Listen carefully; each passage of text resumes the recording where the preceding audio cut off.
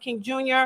And part of the church tradition or the faith tradition is a call and response, right? So when I say Happy King Day, you're going to respond with the same level of energy with the same statements, all right? Yeah. Happy King Day. Happy King Day. Happy King Day. Good afternoon to all of you who are here. We are delighted that you are with us on this afternoon. My name is Katrina Jefferson, and I have the pleasure of serving as a senior liaison to the great Reverend Dr. Al Sharpton, who is en route from our National Action Network, Washington, D.C. Bureau breakfast that they have annually, where the president has just finished his remarks. Reverend Sharpton is literally in the air, in transit, and will be here. So we're going to go ahead and kick today's program off with some of our elected officials that are here with us, who have taken the time out of their day. Let's first of all give them all a round of applause for being here with us.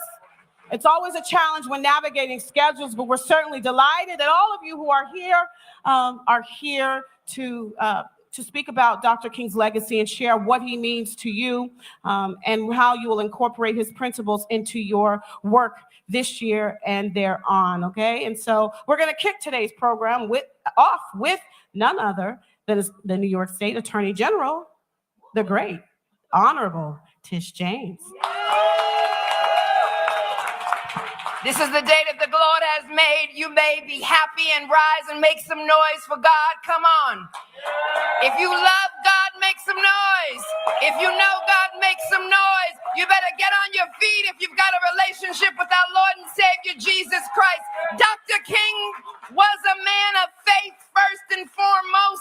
And so you better praise him today, because this is the day. Come on. This is the day that the Lord has made, that the Lord has made. Come on. I will rejoice, I will rejoice and be glad in it, and be glad in it. Come on. Come on. I'm going to get the other elected officials involved. Glad in it. Oh, this is the day. This is the day that the Lord has made. Come on, give it up. Let's go. You may be seated. We're going to have church in here this morning before Reverend Sharpton joins us, because this is the day that the Lord has made. And it's really critically important that everyone understand that Dr. King was a man of faith first, and that he did not praise elected officials, did not bow to kings and queens. And the only individual that he would bow to is his Lord and Savior, Jesus Christ. Can I get an amen? Can I get an amen? First, let me just tell you this. Dr. King did not like a lot of praise. He did not like long speeches. He did not like a lot of adulation. And as I mentioned, he did not bow down to elected officials and or kings or queens. He bowed down to his Lord and Savior, Jesus Christ. And it's also important that individuals understand that when Dr. King died, when Dr. King was killed, when he was murdered, he was marching on behalf of the sanitation workers in Memphis, Tennessee. And it's important that everyone understand he created access, but it was all about opportunity. And at that time, his dream died. And all of us in here, every elected official and all of you, because all of you are leaders, we've got to reignite that flame, that smoldering flame, and make sure that we continue to march forward, focusing on justice. And we've got to use our voice and our vocation to talk about the issues that individuals care about and that Dr. King would have cared about. The fact is that not far from here, blocks from here, individuals are living in public housing in degradation without heat and hot water. Can I get an amen? We've got homelessness and individuals struggling from mental illness. Can I get an amen? We've got poverty rates that are on the rise. Can I get an amen? And so we've got to use our voice and our vocation to stand up on behalf of Dr. King, because silence, my friend, is a betrayal of Dr. King's message and his legacy. And that's why we've got to use our voice, and all of us must stand together at this point in time and talk about issues that he cared about. And so I say to you, as the elected official, as an attorney general of the state of New York, I stand on the shoulders of Dr. King. And I will use my voice and my ability to use the law to lift individuals up each and every day as the Attorney General of this great state.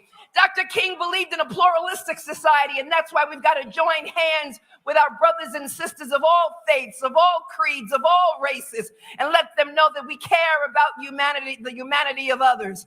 And we've got to talk about the struggles that individuals are focusing on right now and the struggles that people are going through right now.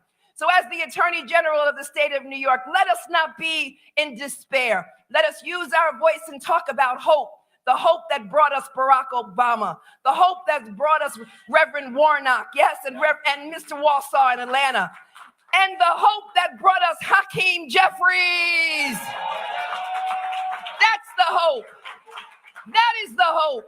That's the hope that we should rest our laurels on, but at the same time, continue to challenge others. Because Dr. King would not want elected officials who are only concerned about publicity. He would be more concerned about individuals and elected officials who cared about people. Dr. King would not want elected officials who propagate hate, but he would want elected officials who would talk about hope. Dr. King would not want elected officials who would attempt to separate us and those who are more concerned with celebrity. Dr. King would talk about he wanted elected officials to push policy and push us forward in progress and not to talk about the path of darkness. So I leave you here. I leave you this evening, this afternoon, again with the message of hope and determination. And knowing that at the time, remember, Dr. King oftentimes spoke alone. He was not beloved back then. He was an enemy of the state. It's important that individuals understand that. But he was a true revolutionary who wanted to bring dramatic change to the lives of others. And each and every one of us must bring change to the lives of those who are locked out of the sunshine of opportunity. That is my message today. Lift people up, hope, provide them with opportunity, and lead forward. God bless you. Thank you. And remember, we, all of us, are children of the dream, but more important, we're children of the King. God bless you and thank you.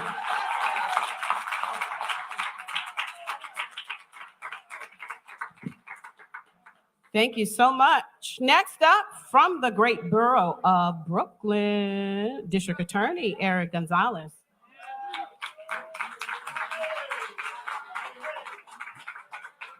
Good afternoon, everyone. Good afternoon. I'm Brooklyn District Attorney Eric Gonzalez, and I'm honored to join you here at the House of Justice as we celebrate the life of Reverend Dr. Martin Luther King Jr. Today, we lift up all that Dr. King has done for us. We remember his vision, and we remember and we recommit ourselves to making sure that we are part of building a more perfect and equal union. Dr. King reminded all of us that the arc of the moral universe is long, but it bends towards justice. However, every day confronts us with stark reminders of the length of that moral arc. Hate crimes have surged in this city as the voices of bigotry have been emboldened by some of our nation's most powerful leaders, and unfortunately, the silence of too many others. Several states have passed laws that prevent public schools from teaching the history of slavery and segregation and Jim Crow. As ugly as that history may be, it must be taught to our children so that we can learn from that era and that we never go backwards. And all of us have seen assaults on voting rights in this country. The rights of women have been reduced in many, many places and states. LGBTQ plus community has been under attack, and democracy itself in state legislatures and actually in our courthouses have been under attack as well. And so this is a difficult time, but fortunately, we've also seen many examples of bravery, of courage, of people who have strong commitments and working tirelessly for a better America, for a fairer America, for a more equal and just nation. And we know that it's up to each of us in this room. It's up to each of you in your work life and your personal life to be part of that progress. New York City has always been on the vanguard of the civil rights movement. Years before the Montgomery bus boycott, the Reverend Adam Clayton Powell Jr. launched the Harlem bus boycott in 1941. My home, Brooklyn, the Brooklyn chapter of, for Brooklyn.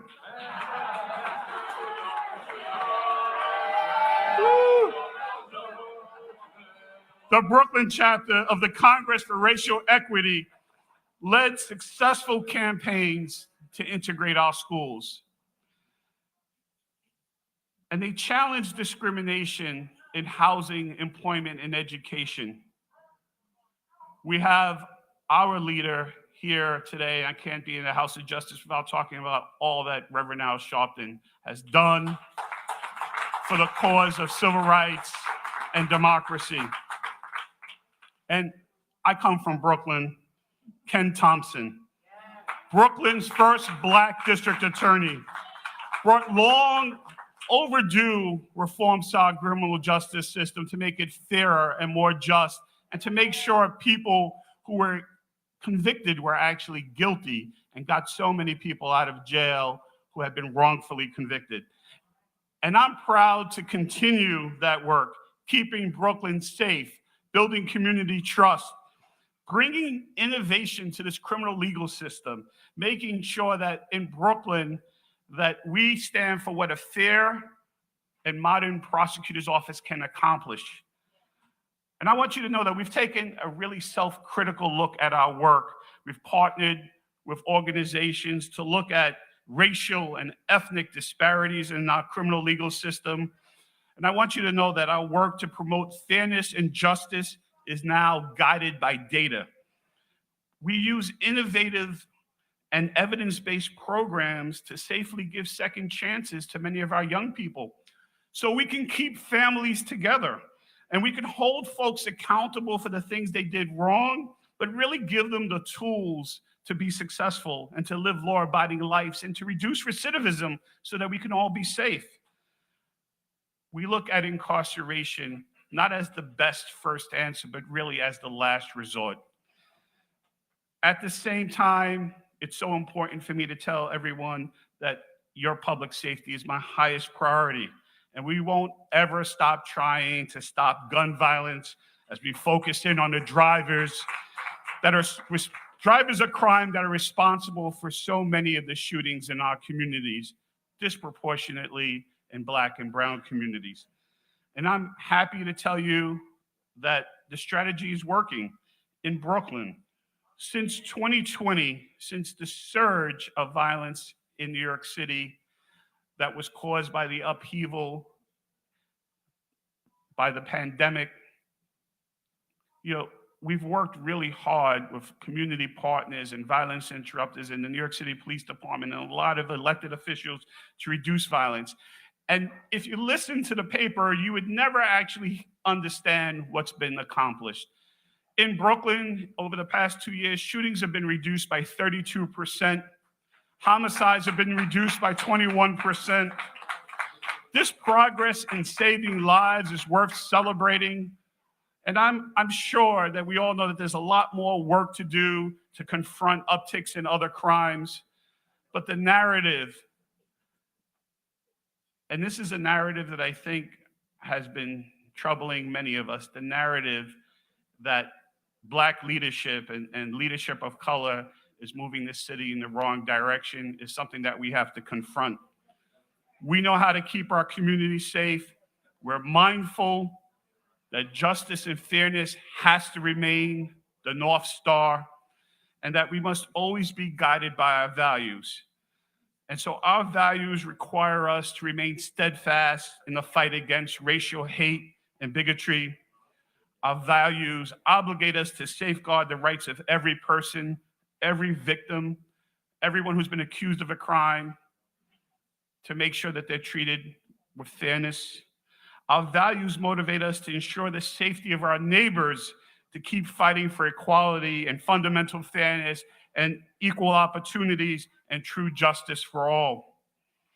Today, as we talk about Dr. King, I'm mindful about many of the migrants who've entered our city, the least of us.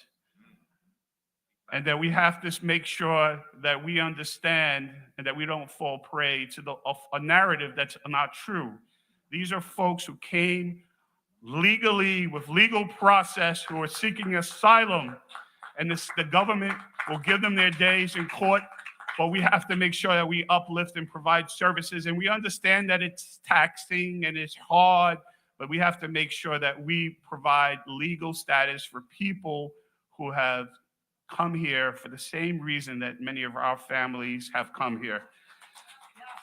We're all the stewards of Dr. King's dream, and our continued progress is on each and every one of us. So today, on Dr. King's birthday, let his legacy continue to inspire all of us to keep working so very hard to bend this arc of the moral universe towards justice. May God bless you. Happy King's Day. Thank you.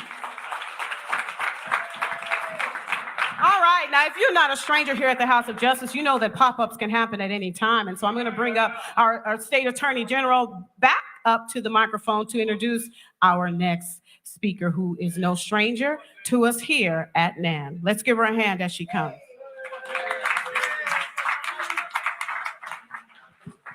So Reverend Sharpton, as you know, is a civil rights leader and an icon, not only in New York, but all across this nation. And it's really critically important that all of us understand that we must do things in order, right? And in decency. And Reverend Sharpton said that we should go on with the program. And so I hope you don't mind if we go on with the program. Is that all right? Yeah. All right. So the next individual I have the opportunity to introduce to all of you hails from, is Brooklyn in the house? Brooklyn. Okay. Okay. I got the mic.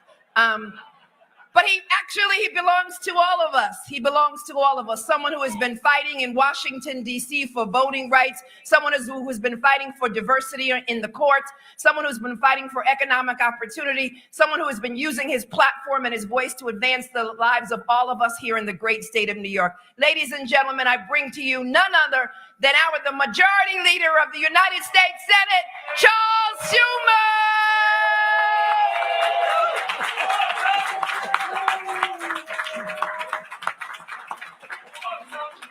Thank you, everybody.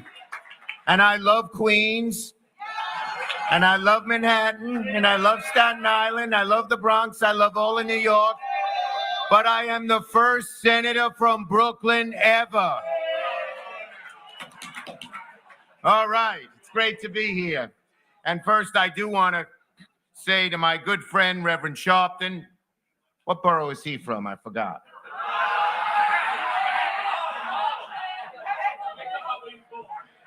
And thank him for his great fight for racial justice and societal justice. I want to thank Nan and the House of Justice for always holding this great event. And friends, it is a special day. And when you think about this, we know that Dr. King is a man whose words and deeds accomplished nothing less than elevating the human race. How many people can you say about in the whole world? Hardly anybody. And folks, it's not a coincidence. Think of this. There's only one day on the calendar named for one man. We have lots of holidays. We have Father's Day for all the fathers, and Mother's Day for the mothers, and Veterans Day for the veterans, and President's Day for the presidents. But only one holiday for one man, and that is MLK Day. And why is that? Because Dr. King was singular.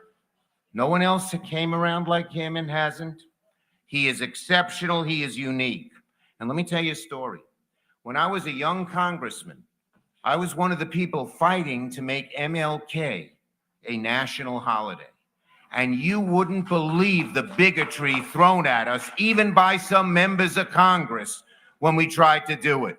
But remembering how Dr. King never gave up, we persisted and persisted and persisted, and we are now all celebrating MLK as a national holiday.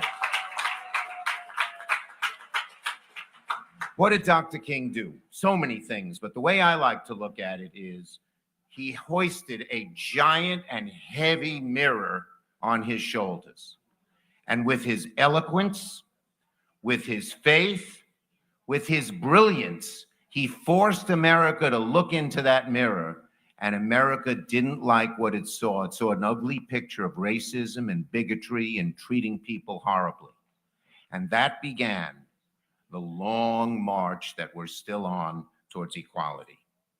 He made our nation a better place, just as he made every one of us a better person, and set us on a path to trying to make America a more perfect union by ending the bigotry and racism in the country. But even as we keep our eyes on the obstacles that remain on the path to racial justice, we should take stock of the hard-won progress we made. That's what Dr. King would want us to do. He'd want us both to keep fighting for the future, but revel in our accomplishments of the past. So let me just say a couple of good things. First, I am thankful that Democrats retained and expanded our majority in the Senate, and it was done by electing Reverend Raphael Warnock to the United States Senate in Georgia, and he is the pastor of Ebenezer Baptist Church, Martin Luther King's pulpit. I'm also honored that the voters of New York elected me to another term. I'm the first senator to have been elected to 5 terms in the Senate. And the other thing I'm grateful for in this election, with all the attacks on our democracy, you've all seen what they did, that the American people rejected much of the hard right extremism of Trump and some of those leaders in this election, and turned and defeated so many of them who ran for office. And in the omnibus bill that we just passed, we did a lot of good things. We raised Pell Grants by $500. We raised child care funding by 30%, so needed. But one of the things I'm proudest of that I fought for, along with our Attorney General, wherever she went, you know what the Bible says, compliments paid when someone's not there are greater than compliments when they're there. In any case, as you know, one of the greatest scourges in America is the racial disparity in maternal and birth health. It is unbelievable that women of color suffer far greater rates of mortality, and their children do, regardless of income. So there's something called the Momnibus to correct that. And in this omnibus bill, we passed some of the provisions of the Momnibus, including, for the first time, a full year of postpartum coverage for mothers on Medicaid and on CHIP. That is a BFD. We did other things. We passed the Electoral College Act, first gun safety bill in 30 years, Violence Against Women Act, Emmett Till anti-lynching, helped veterans, but most of all, we put in 100 highly qualified judges, lifetime appointments on the bench. And wait, ladies, 3/4 of those new judges are women. 2/3 are people of color. The bench is beginning to look like America under my leadership, including the appointment of Ketanji Brown Jackson, the first Black woman, and not only the first Black woman, but the first public defender to sit on the Supreme Court. There's not only racial diversity, but we have diversity occupational. So the first time, instead of just partners in big fancy law firms, almost all white males, we have put in public defenders, immigration lawyers, consumer advocates, and that's going to change America for the better. So folks, that's what we can accomplish when we remember Dr. King importuning us to fight. We should take his example. Never give up. He found such strength in the scripture. The prophet Amos echoed in his ears. Amos said, "But let justice run down like water and righteousness like a mighty stream." We are going to keep doing that. We are going to keep fighting. We are not going to give up till we achieve Dr. King's dream of a America that is equal, that America that is fair, and America that's devoid of victory. Thank you, and let us God bless great Dr. King and his memory. It's great to be here with all of you. The great Senator Chuck Schumer. All right, no stranger. Wait. Oh, right. If you don't think Brooklyn matters, look at this. Next up will be our House Democratic leader, none other than the great Hakeem Jeffries.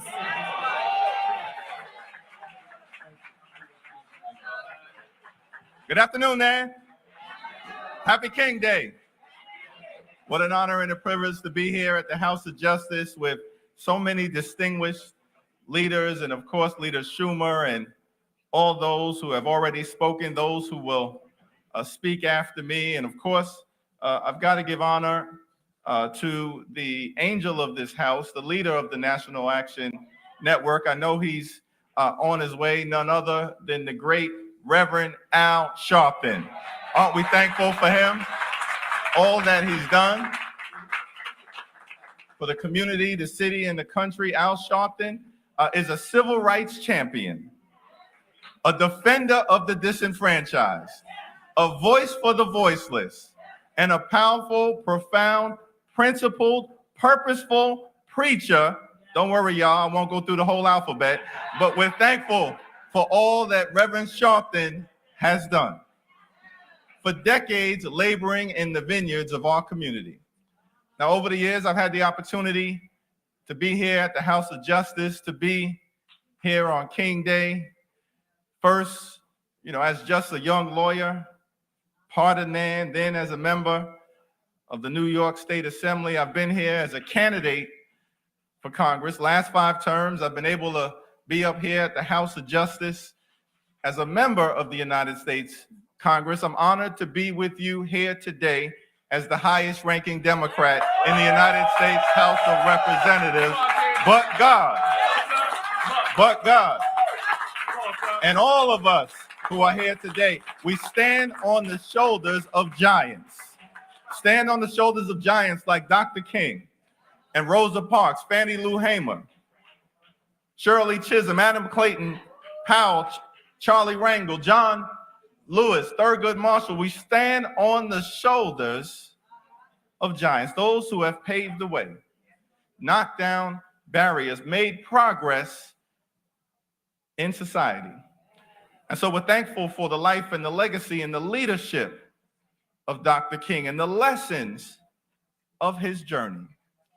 So much that we can draw from Dr. King's life story, but I would just point out that if you think about what Dr. King was able to accomplish in moving America forward, along with all of those civil rights heroes and foot soldiers, they were able to do more with less. Can I talk to y'all for a moment? More with less. They didn't have the internet. They didn't have email. They didn't have Facebook. Didn't have Twitter, didn't have Instagram, didn't even have TikTok, y'all. They were able to do more with less because they believed in each other. They believed in the goodness of the American people. They believed and had faith. Y'all know faith is the substance of things hoped for, the evidence of things not seen. We walk by faith, not by sight. If you just have faith the size of a mustard seed, you can move. We've come this far by faith. They were able to do more with less because they had faith in each other, faith in Almighty God. And so we're thankful for that. And as a result, they were able to come together, move the country forward, pass and see over the finish line the 1964 Civil Rights Act, 1965 Voting Rights Act, 1968 Fair Housing Act, Medicare, Medicaid, Head Start, the Elementary and Secondary School Act, the Higher Education Act, the Immigration Reform Act. They were able to do all that and so much more.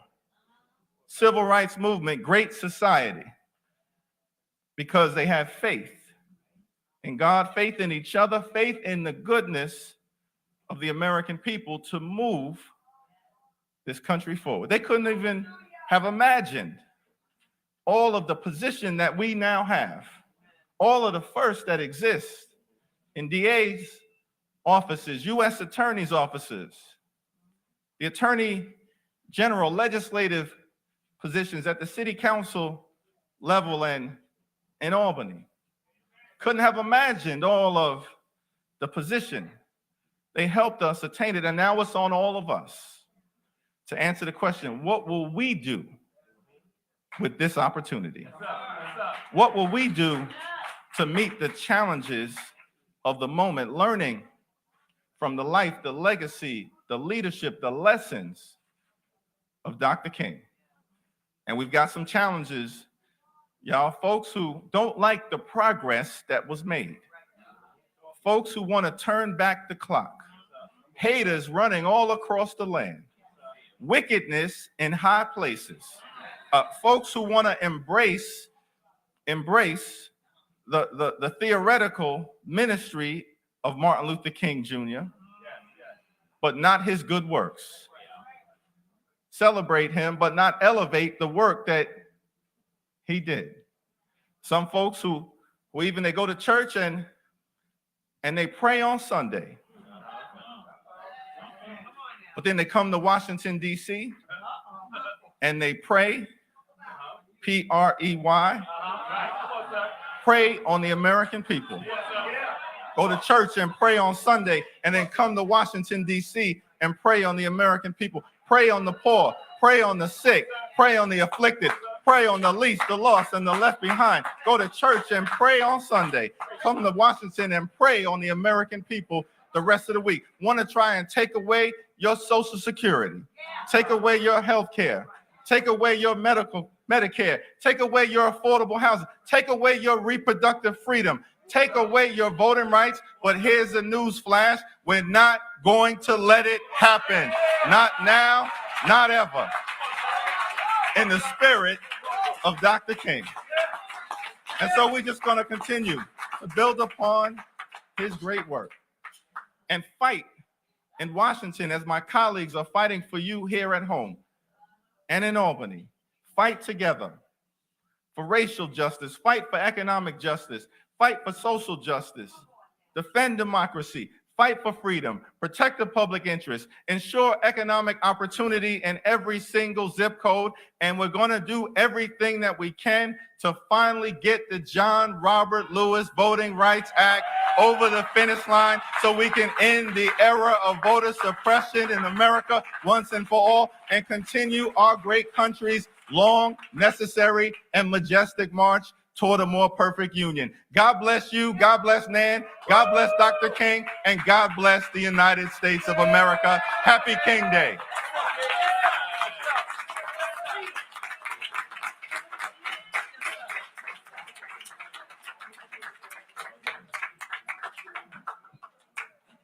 All right, representing the 13th Congressional District in the Great Borough of Manhattan, or on, since we are an island, U.S. Representative Adriano Espaillat. Lord, they have me up right after Reverend Jeffries. That's in my neighborhood. They call that a setup. But it's a pleasure to be here at the House of Justice. I know the Reverend is on his way. The Reverend has been a steadfast advocate and voice for all neighborhoods, in English and in Spanish, by the way. And it is a special day that we celebrate here today. And often we come here and we hear, of course, about the greatness and goodness of the great Reverend Dr. Martin Luther King. And we hear about the theory of the lamb, the tiger and the lamb, right? And yes, you know, he was a humble man, and yes, he was a peaceful man, and yes, you know, he was one that preached nonviolent resistance, but he was also a tough guy.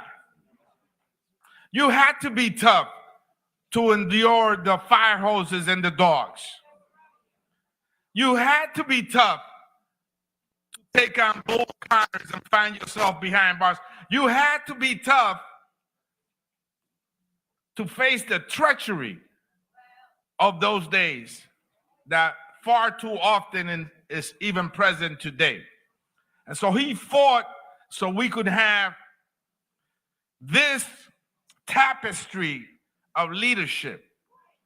He fought for us to have, Mama Dukes, a seat at the table.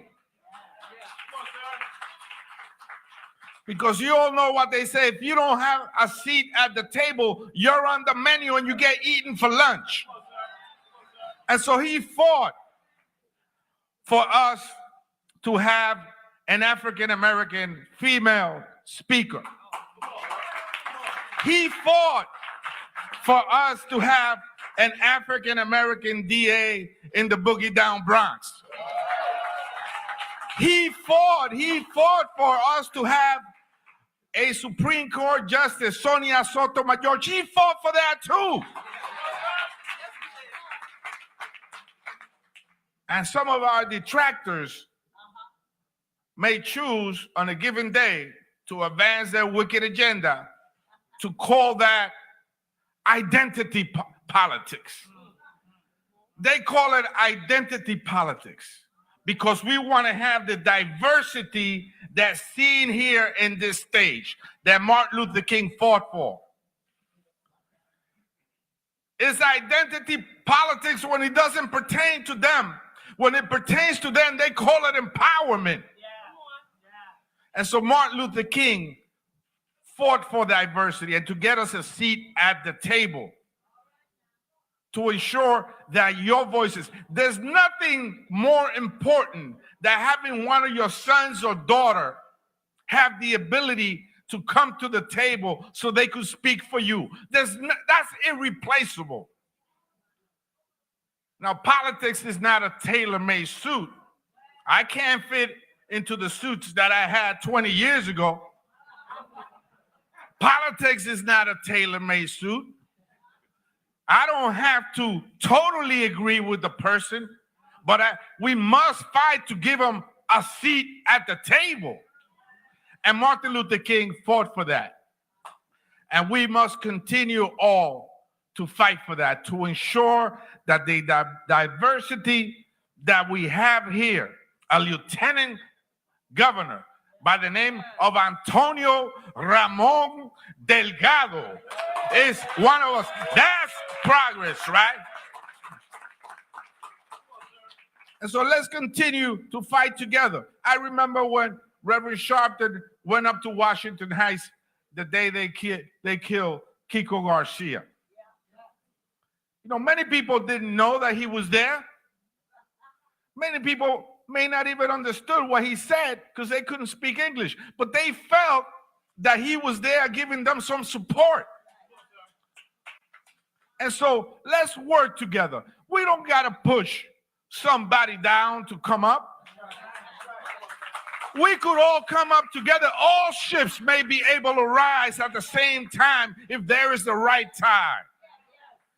And so I'm here once again, as I come every year on more than one occasion, to share this moment with the Nan family, because this is a family, right? And they come from all walks of life. You know, you may have a banker sitting next to an organizer here. That organizer may be organizing against the banker right next to him. And they all find themselves here on a common struggle that was originated by the great late Martin Luther King. Now, I had the privilege, and I'll end with this. I had the privilege of representing a district that was represented by 2 members of Congress in 75 years. By the Lion of Lenox Avenue, Charles B. Rangel, and by the king of the cats, none other than the great Adam Clayton Powell Jr.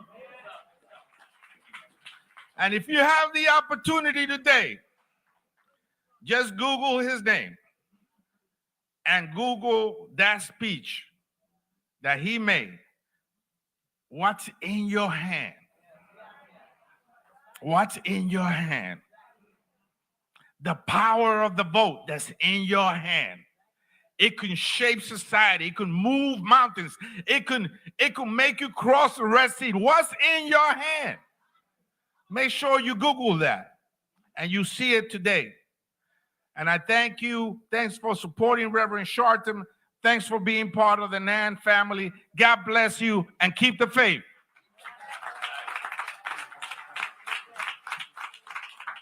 All right, Reverend Sharpton has landed in New York and is en route to the Great House of Justice. So we're going to continue with today's program. Yes. Just a quick announcement. There is someone that is double parked, and we certainly don't want you to get towed. The license plate, New York State license plate is EXS3935. Again, that license plate number is E as in Edward, XS3935 from the state of New York. If that is you, and you're double parked, please move your vehicle or it will be towed at your own expense. All right, I have the great pleasure of introducing our next speaker, who is not only the speaker of the New York City Council, but she is also my dear Spelman sister. And I see another one of our Spelman sisters in the house, Darla Miles, here with us as well. And so let's give her a hand as she comes, New York City Council speaker, none other than Adrienne Adams.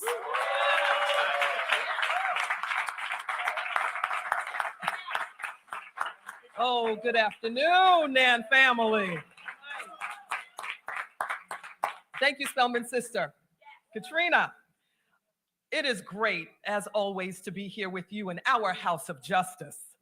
I want to thank Reverend Sharpton and the National Action Network, of which y'all know I'm a lifetime member, right? Just saying. I thank you all for hosting this annual celebration of Dr. King's life and legacy. I also want to acknowledge the wonderful Mother Gwen Carr. We revere you and love you.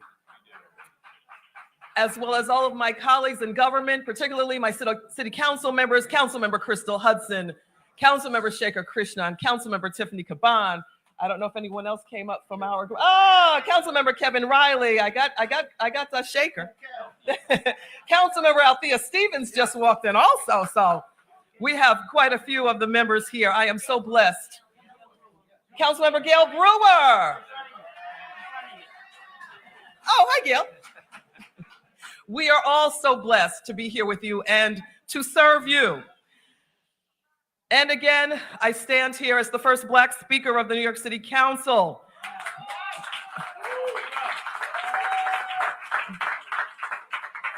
But I also stand on the shoulders of giants who have come before me. I would not be here today without the work and the progress achieved by leaders of the civil rights movement, and Dr. King, as we know, was our great giant among them. Although I was born and raised in Queens is in the house today. My parents hailed from South Carolina, and I grew up in the heart of the civil rights movement. And like so many others, I was directly inspired by Dr. King's passion and struggle for justice. I would not be here today without the work of Dr. King and countless others in the movement. His mission and purpose to fight for justice and equality, lift up marginalized communities, and advance our collective liberation rests within me. Every single day, I'm focused on carrying Dr. King's message forward. But though we've made progress, our work is not yet done, as we know. And here in New York City, neighborhoods across the 5 boroughs are facing the same struggles of underinvestment and disparities in access to resources. I know this because I represent communities in Southeast Queens that have been historically overlooked and left behind. Generations of residents have not received what they have always deserved in order to thrive. That's why, as Speaker of the City Council, I've been laser focused on equity, addressing historic wrongs. We confronted in our council persistent racial disparities in maternal health. That impacts Black women and birthing people. We took action to address historic discrimination and lack of diversity in the FDNY by recruitment and retention policies to support women of color and people of color as firefighters. And we've worked to remove barriers for crime victims to support their recovery from violence and in cycles of trauma. Reverend Sharpton wanted us to talk a little bit about policy today, so I'm bragging about ours in the council today. Women lead differently.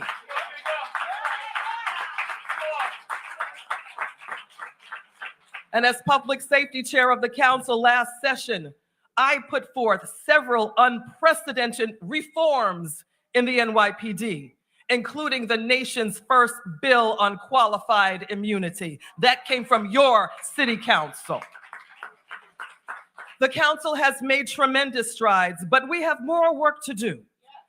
Our city must continue to address the historic injustice of underinvestment in Black, brown, and low-income communities. It's our duty and responsibility to ensure that all New Yorkers are healthy, safe, and have equitable access to opportunities.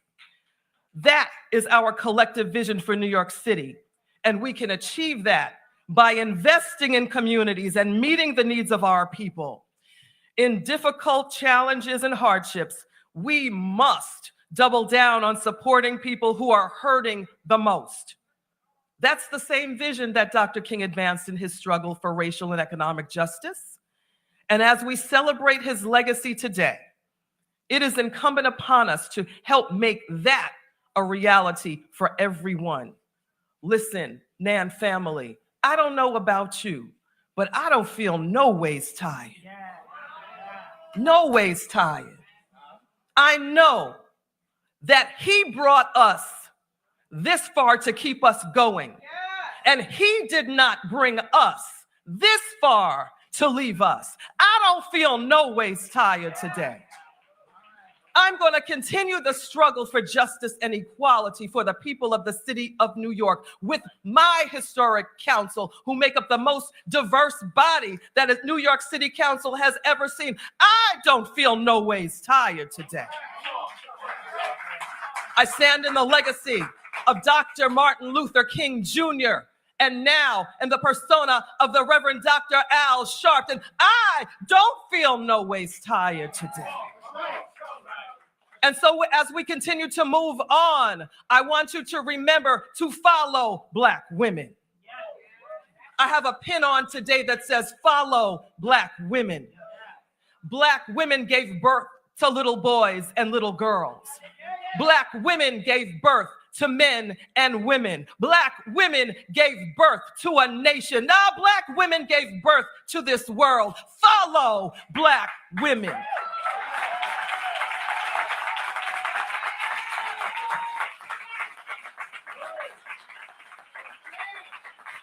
And if you follow Black women, like our Senator Cordell Clear, who hosts us today in Harlem, you can go no wrong. We will steer you in no bad place.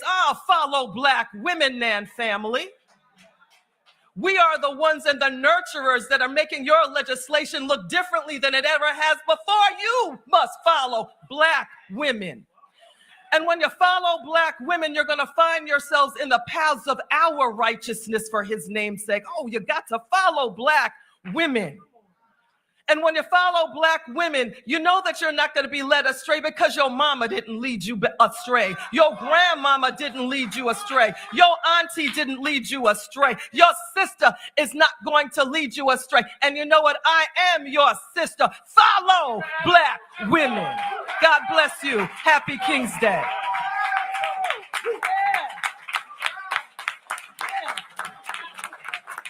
All right. Reverend Sharpton brings his greetings. He is en route, and we'll be bringing the governor and the mayor, and we'll hear from all the electeds that are here as well. And so we want to make sure everybody stays put as he is very fastly getting here to be with us. Next up, the lieutenant governor of the great state of New York, none other than Antonio Delgado.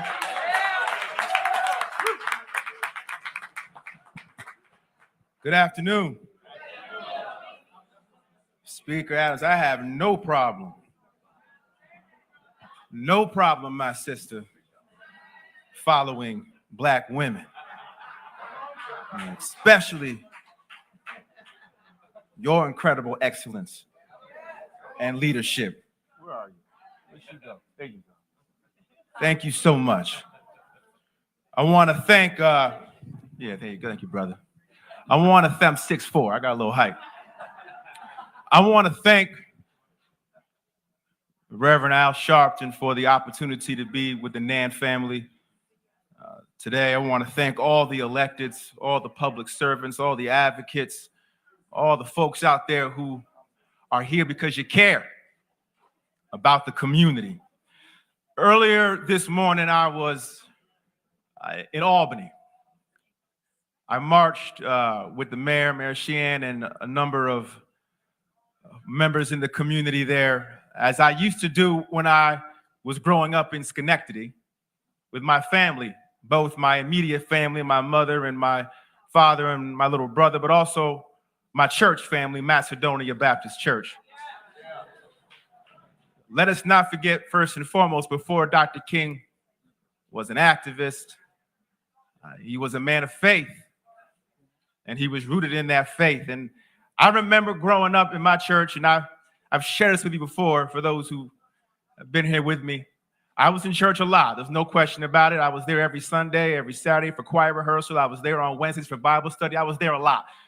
Vacation Bible study over the summer. You name it, I was there. But I have a memory that I sort of find myself going back to every once in a while when I'm trying to find my way and stay on course.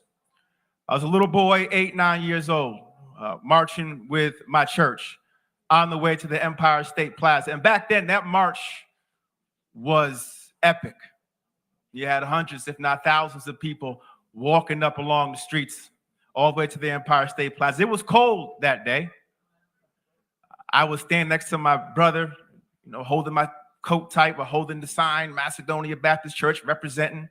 And we walked all the way to the plaza, and when we got into that building, all you saw was a sea of people singing in harmony.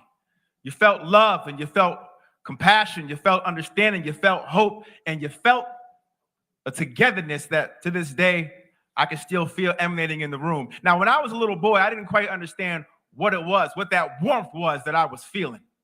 I just knew I felt it. It made me feel strong. It made me feel empowered. It made me feel like I can do all things, whatever, with this power.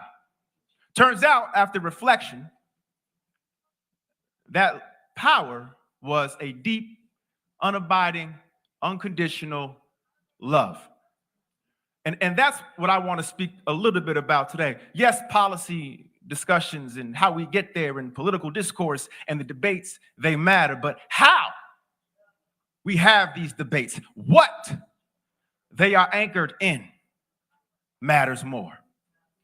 We can't have just outcomes if the manner in which we are having these conversations are deeply flawed, if we can't come from a place of love.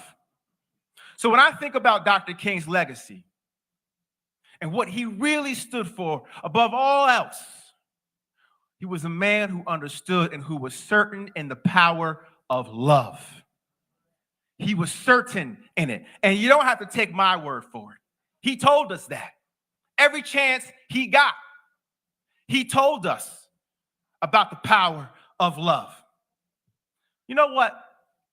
You might say, well, what's the proof? Show me the actions he took that demonstrate non-violence, as he put it, his words, is absolute commitment to the way of love. Non-violence is an absolute commitment to the way of love. His words, love is not emotional bosh. It is not empty sentimentalism. It is the active outpouring of one's whole being into the being of another. The active outpouring of one's whole being into the being of another. That's love.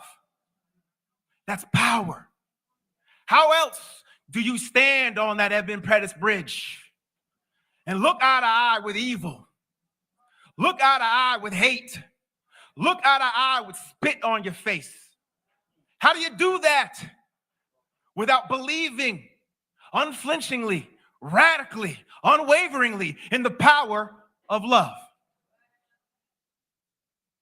So when we think about the legacy of Dr. King, and we think about what we're trying to lift up in today's climate, a climate that is all too divisive, all too violent, all too extreme, I think it's incumbent upon each and every one of us to tap into this power, to meditate on this power, to be present in this power. Don't let the noise get in the way. We saw what that power can do. We saw the changes that it could make. Laws on the books done away with. Segregation overcome. Now there's more work to do, no question about it, but don't forget how we got here. Don't forget that. It's incumbent upon every single one of us. A strong and demanding love. We tap into this power, anything is possible. How we communicate from a place of empathy, compassion, understanding, honesty, decency, with respect for one another can move mountains.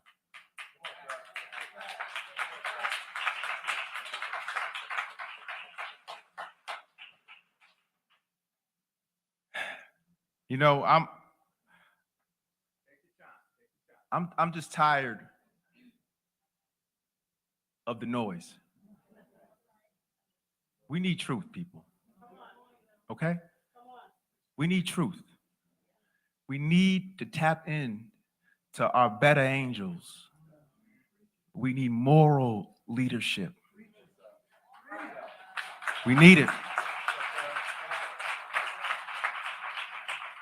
Dr. King has been my North Star for as long as I can remember. I felt his power before I even understood the magnitude of his legacy. As that little 8-year-old boy, I felt his power before I even understood the magnitude of his legacy. And now to be here as your lieutenant governor,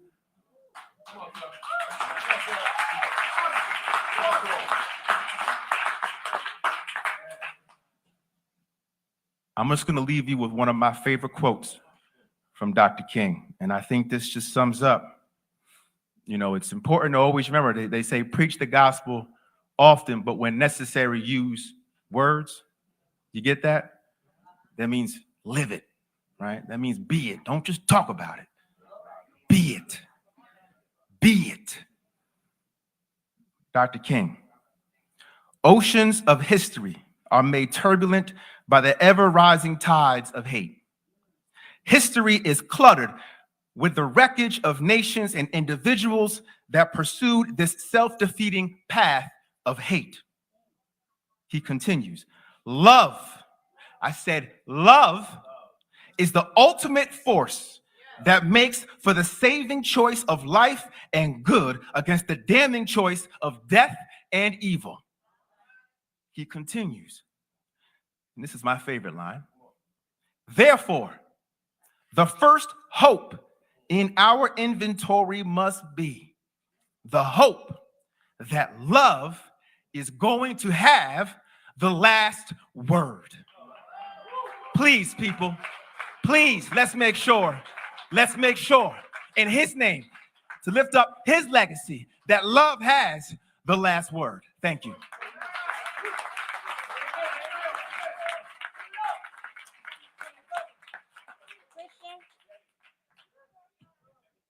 I'm not 6'4". All right. Just a couple more minutes and we'll continue the program. I tried. Okay. Coming up to the microphone next to bring his remarks, the 45th Comptroller of the great city of New York, none other than Brad Lander. All right, thank you. I don't know why they got to remind I'm the 45th comptroller, really. But, you know, I'm just saying. Good afternoon, National Action Network. It is powerful to stand here in the House of Justice with some remarkable civil rights leaders. When Reverend Sharpton's here, there are powerful leaders in the room. But when he's not here, there are also powerful civil rights leaders in the room. Gwen Card, it's so good to see you and the strength you bring to the movement. We got any folks from the NAN Youth Huddle? I want to give a shout out to the NAN Youth Huddle for the next generation of civil rights leadership. I want to talk to you today about a picture. Some of you have probably seen this picture. It's a picture of Dr. King at Selma, and 2 people away from him is Rabbi Abraham Joshua Heschel. And so you'll understand it's a picture that in the Jewish community, it circulates a lot. And actually, I was thinking, you may not know this, but the second lady of New York, the wife of Antonio Delgado, is Black and Jewish. So that struggle is important to us. But here's the thing. Rabbi Heschel's daughter, Susanna, was asked about that picture. And she said, does that picture make you feel proud? Can the Jewish community take pride in that picture? And she said, that picture is not about pride. That picture is a challenge. That picture is a provocation. Rabbi Heschel said of that day, I felt my legs were praying. And when you engage in prayer, you don't take a picture and pin it up on your wall and pass it around like it's some kind of racial justice get out of jail free card or some sign that there's a bond between the Jewish community and the Black community that can't be broken, or that we've already done our racial justice work and that we pass a picture around. My legs are praying means you get out there on the picket line, you fight for justice. And I was thinking about this most recently when I was out on the line with those nurses who were striking just a few blocks from here at Mount Sinai and at Montefiore Hospital.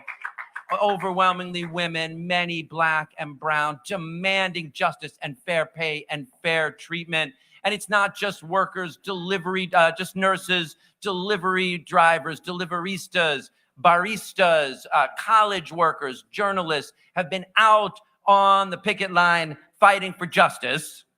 And I was reminded that, of course, that's where Dr. King was on the trip that he made to Memphis before he died. He was out fighting for workers as well. And he said to them, you are demanding that this city will respect the dignity of labor. So often we overlook the work and the significance of those who are not in professional jobs, those who are not in the so-called big jobs. But let me say to you tonight that whenever you are engaged in work that serves humanity or that is for the building of humanity, it has dignity and it has worth. Dr. King said that the fight against economic injustice was the inseparable twin of the fight against racial injustice, and was not just fighting for a strong labor movement, but for an economic bill of rights, that everyone would have health care and housing, a universal basic income, a guaranteed job at a good wage. So praying with our feet, it means fighting every day to achieve that dream. And that's the perspective that I try to bring to the New York City Comptroller's office, because you know that if we're holding $235 billion on behalf of nurses and teachers and school crossing guards and secretaries and firefighters, that they expect that those dollars are invested to confront economic injustice and generate the kind of equality and living wage jobs that Dr. King demanded. And that's why we're bringing shareholder resolutions against companies that are not doing right by their workers, whether that's Amazon or Starbucks or Apple. That's why we've demanded that all the S&P 100 companies disclose their equal opportunity statements, so you can really see whether they're promoting women and people of color up the ranks of their company. Just 3 years ago, only 14 of the S&P 100 did it. Today, it's 98, and obviously we're not stopping until it gets to 100. But I also want to be honest with you, and I think this is what's critical, because Dr. King and Rabbi Heschel, they knew when you're out praying with your feet, you are fighting societal injustice, but you better also be working on your own shortcomings. So here in the House of Justice, where Reverend Sharpton has frequently pushed us, both the Comptroller of the State and I, to look at how that money's being managed, I have to be honest with you, because for the first time this year, we put the numbers out about our minority and women-owned business managers of that $235 billion, and it was not pretty. James Baldwin said, not everything that's faced can be changed, but nothing is changed until it's faced. That's why we put those numbers out, and that's why I have to stand here and tell you today that only 11.65% of that $235 billion is being managed by women or people of color, and a much lower percentage of that by Black investment managers, even though they are some of the very best in the business. So I tell you today, though, I will not only be, and I know we can do better because I asked about our public finance desk, and we contracted with MWBE firms for 30% of our bond underwriting. That gap between 11% and 30% and even higher. That's what I'm going to come back and talk to you about next year and the year after and the year after, not just out on the picket line with those workers, not just fighting for workers' rights more fiercely, but holding myself and ourselves accountable to that vision and that dream of racial and economic justice. To conclude, the last time that Rabbi Heschel and Dr. King saw each other was at a protest of the Vietnam War in 1967. And they had both been advised not to protest the war by people who said, why are you going to go out and do that? You're going to just make people angry. This isn't your core struggle. But they both said, you know, injustice anywhere is a threat to justice everywhere. And they were out there fighting against the Vietnam War. And I got to tell you, if they were alive today, they, of course, would be continuing the fight for racial and economic injustice, but they'd be taking on some brave and bold fights as well. I bet you Rabbi Heschel would be the loudest in support of the freedom and dignity of Palestinians. Yeah, is that right?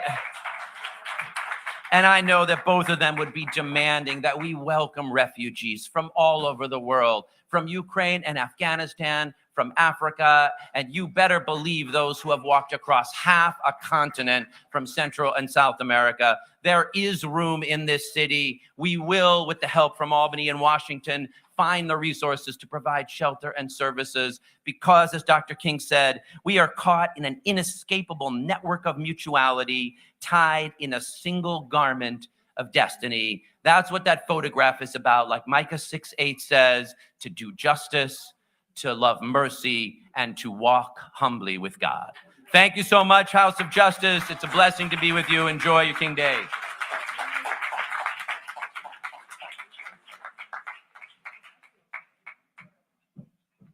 All right. From the boogie down, Bronx, none other than a District Attorney, Darcel Clark. Thank you so much. Is the Bronx in the house? Is the Bronx in the house? All right. Thank you. Thank you so much.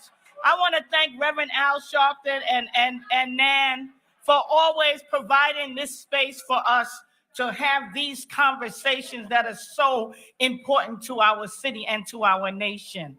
I want to thank you all for being here to celebrate the life and legacy of the Reverend Dr. Martin Luther King Jr. You know, yesterday was January 15th, would have been his 94th birthday, okay? And we got to thank God for him being born in order to be the leader that he was and also to leave behind the legacy that he did. And this April 4th is going to be the 55th year that we lost him in Memphis, Tennessee, as he stood there fighting for sanitation workers.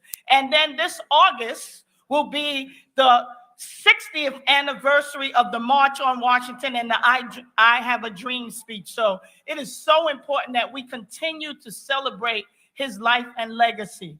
Yes, I am the Bronx District Attorney, and I stand on the shoulders of a Reverend Dr. Martin Luther King and a Reverend Al Sharpton and a Mother Hazel Dukes. I stand on their shoulders, and I would not be the first woman DA in the Bronx and the first Black woman elected DA in the state of New York, but for the work of those giants. So I thank them each and every day.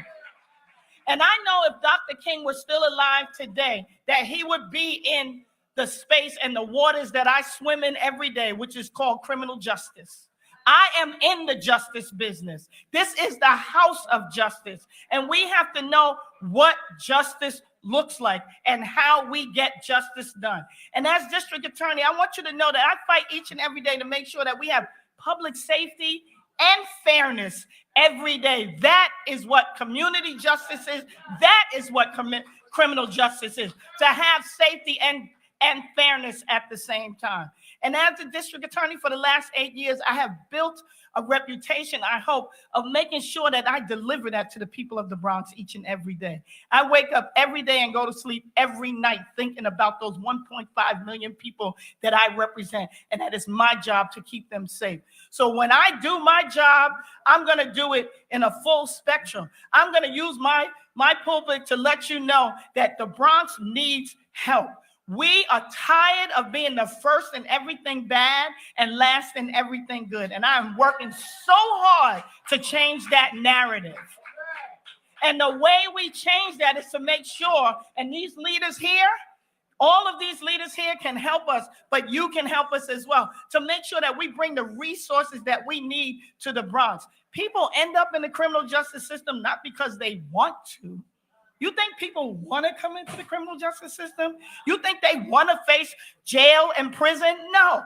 What leads them there is poverty and the lack of stable housing and poor schools and the lack of programming for our young people and mental illness and substance use disorder. That's what we experience in the Bronx. We need the money to go into those things to keep them from coming to see me in the criminal justice system. And that's what I want the investment to be in. So I can be the last resort and not the first resort in order to solve those society ills.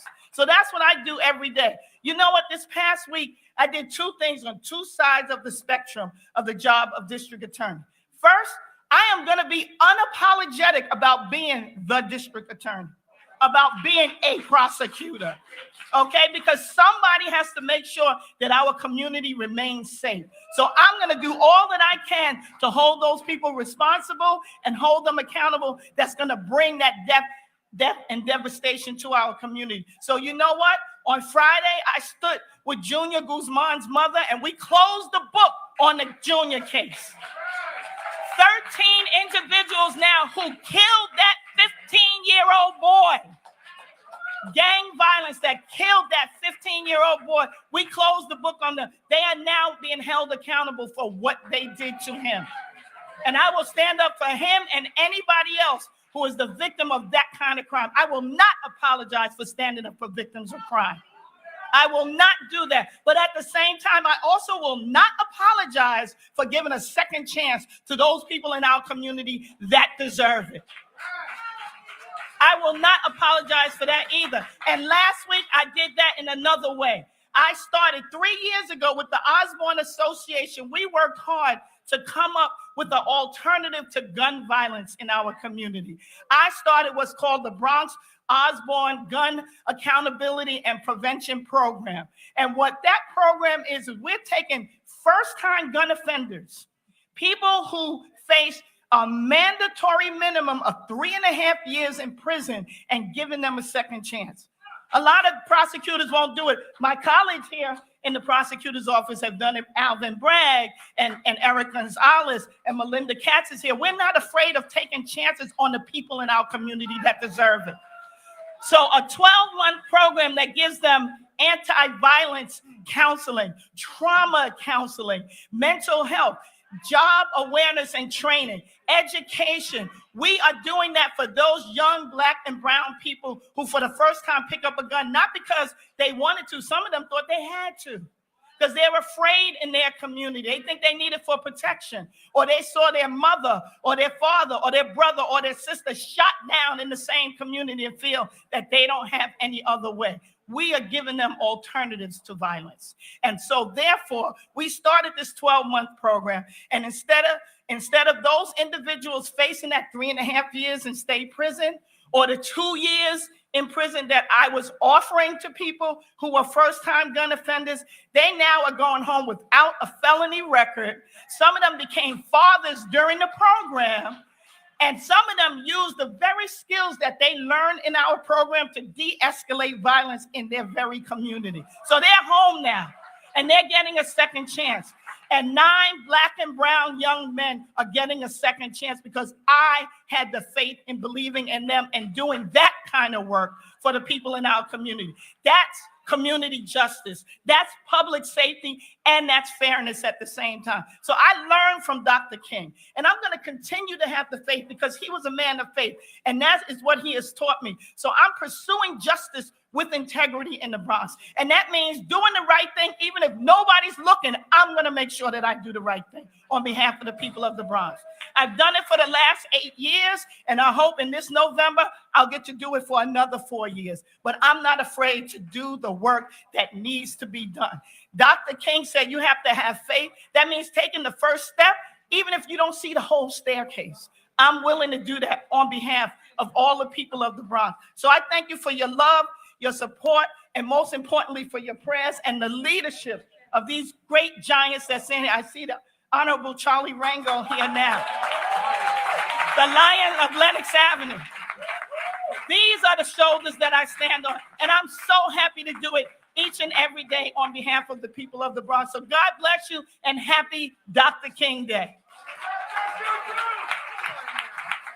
All right, ladies and gentlemen, stand to your feet. None other than the Reverend Dr. Al Sharpton.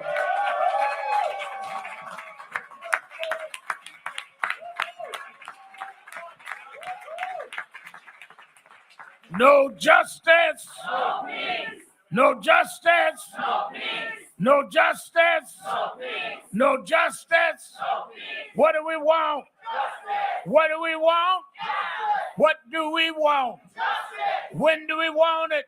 Now. When do we want it? Now. When do we want it? Now. Fist bump the person next to you. Tell them you love them.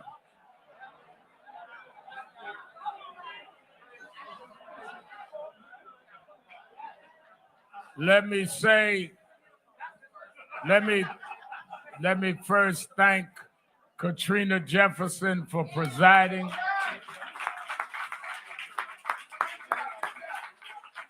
And all of our elected officials that have come. National Action Network has an annual breakfast in Washington. And this morning, Martin Luther King III and his family joined us, and our keynote speaker was President Joe Biden. And I was teasing the president that since he spoke at Ebenezer yesterday, he thinks he's a preacher now. He preached too long for me to get back on time. But let me say, and I will have more to say, let me welcome now, as we continue our speakers, our next speaker here for King Day at the House of Justice. She's been here before. She's here again. The governor of the state of New York, Governor Kathy Hochul.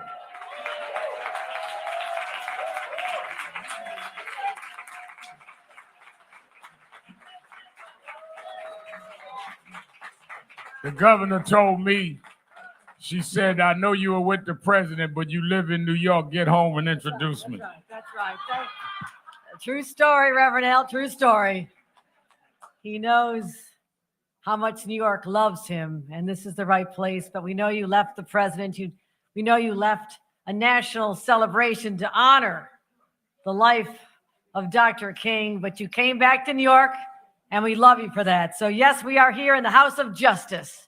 Yes, we are. But what is justice other than a word if we don't act upon it every single day? That is what we are called to do. That's how you live the legacy of Dr. King. It's not just to get together and high five and say Happy King Day, make us feel good, and then move on with our lives. How do you live the lessons, the teachings, the inspiration of Dr. King every single day? And that's what we're called upon to do. Dr. King has been an influence in my life since I was a child. You're saying, how is that so? Yes, I'm old enough to remember him when he is still alive. I read a book called Childhood of Famous Americans. My parents wanted to make sure I read because they were civil rights warriors in a conservative part of our state where it was not the most popular thing to be doing was to be fighting for civil rights and going to the marches and dragging your little kids along. But I read the story of Dr. King, and I reread it. I did a book report on it, and he was still alive, and I listened to his speeches. And the night we learned of his assassination, I'll never forget our family, all of us raised in a social justice Catholic family, held hands and prayed and wept. Because what would happen to our country without this conscience of America, who called us to be better than we were at that time in our history? But I've never lost that. That's what drew me to public service, and knowing that with leaders from the local level that I'm joined with here today, our state level, our federal level, we all have a moral obligation to take the torch that Dr. King left and gave it to us and make it glow even brighter. And that's why, as a governor, I can make sure that we focus on the issues that reflect our belief in justice. Because right now, it's an injustice that too many people don't have a good roof over their head, that they're living on our streets, that they're suffering from mental illness, that their kids don't have a good education, they can't find childcare to have a good job. That to me is an injustice, and I will not stand for injustice.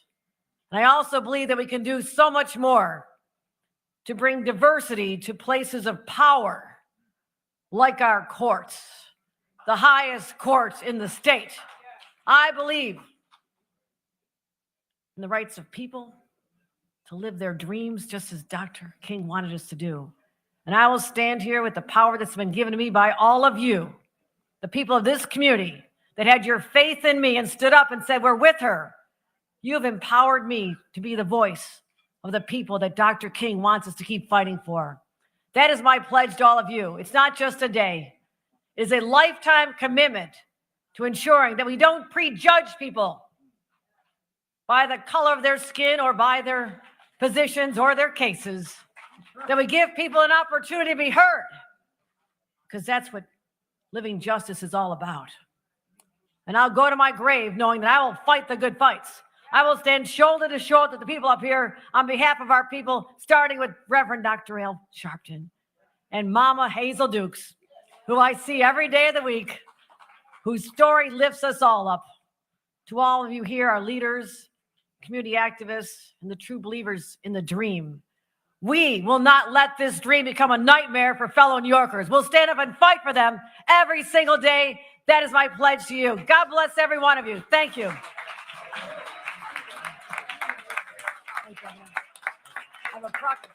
I have a really long proclamation. Single space, lots of words. Anybody who'd like me to read this before I present it to Reverend Al, you just raise your hands. Not seeing a lot of hands go up right now. Okay, I respect the will of the people.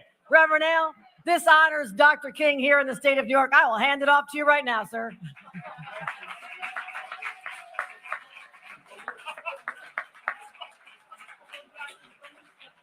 There you go. That's for you. Thank you. I'm not sure the applause was for the proclamation or because you didn't read the proclamation.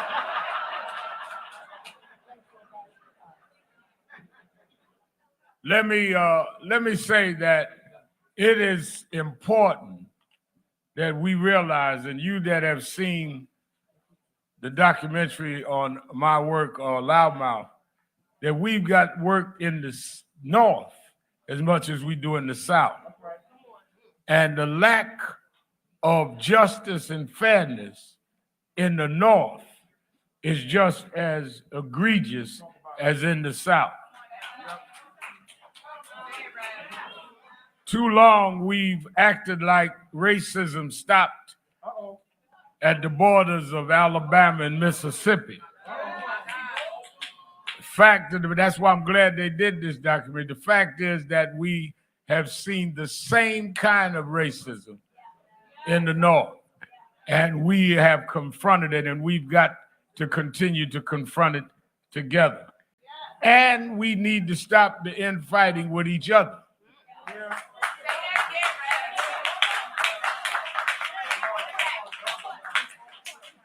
When I look at some of us, you know, the way they had us fighting each other in slavery, light skin against dark skin, like you decided who was going to be what complexion. A lot of that was a result of intermingling. Now they're fighting West Indian against Southern born, Puerto Rican against Dominican. We need to stop this mess. None of us had ancestors made a reservation on an ocean liner to get here. We were kidnapped and dragged here.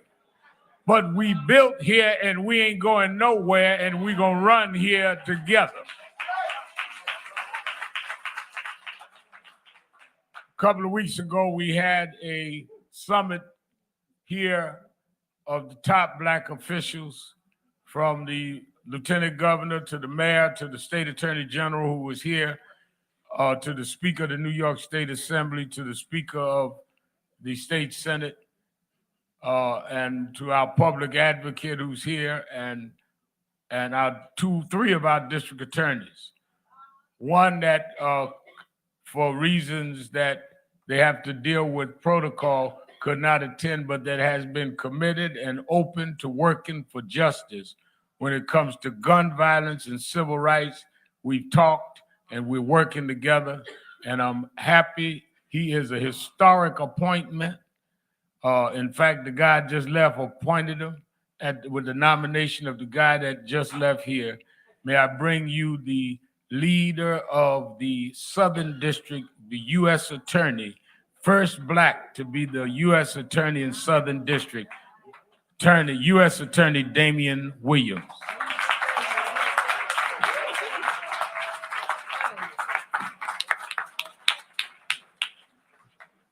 Thank you, Reverend Sharpton, for inviting me here today to celebrate Dr. King. So today is a good day to reflect on the principles that Dr. King preached to America. When I say preach, I don't mean just the gospel, because Dr. King, as we all know, was also an evangelist for a different kind of religion here in America, a civic religion. Dr. King examined our founding documents and discovered the principles that we were promised but were not provided. Principles like universal freedom, universal equality, hope, happiness. Dr. King told us that those things could only be achieved through persistence and peaceful struggle, the kind of struggle that leads to what he called the beloved community, right? A place without hunger or hatred, a place of redemption, a place of reconciliation. And all those years later, 55 years after an act of hate struck him down at 39 years old, those principles are still true and timeless. But let's not get it twisted. You know and I know that just because something is true doesn't mean that it will ultimately triumph in the end. And Dr. King knew that too. I mean, this was a man who was filled with boundless optimism for America and hope for America. And yet at the same time, at the very same time, could be brutally honest about its shortcomings. This was a man who stood at the foot of Lincoln in the city of Washington, in the teeth of Jim Crow, the era of Bull Connor and the Billy Club. And despite all of that, still declared that he refused to believe that the Bank of Justice was bankrupt in America and that a better future was within our grasp if we were willing to work for it. Dr. King is what people call a seer, a man with prophetic vision, a man who could see two horizons at the same time. The old horizon behind us, a road that began with tears of pain from our ancestors, and the new horizon in front of us, a road that, God willing, ends with the tears of joy of our descendants. Now, all of us have a role to play in making our way toward that new horizon. I'm trying to do my part as a U.S. Attorney in the Southern District of New York. I am as determined as ever to make civil rights enforcement core to what we do in the Justice Department. I want to make sure that the people of this district can enjoy freedoms in all the different forms.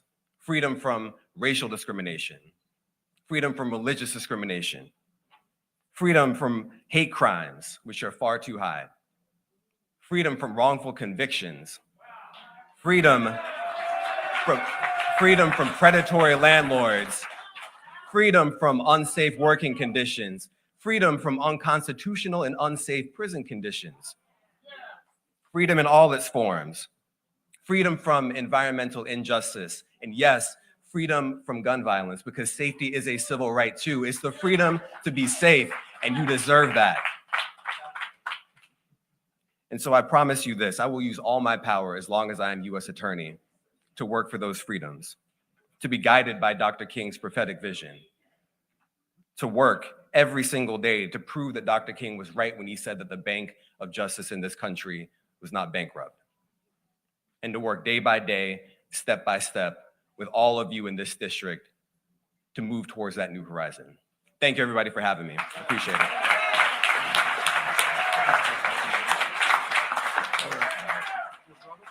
Give him another hand.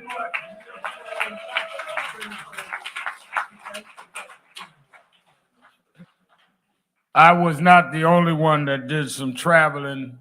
We have our next speaker traveled from a little further back than I did, but he's home for King Day. And may I bring you straight from El Paso, Texas, the mayor of the city of New York, Mayor Eric Adams.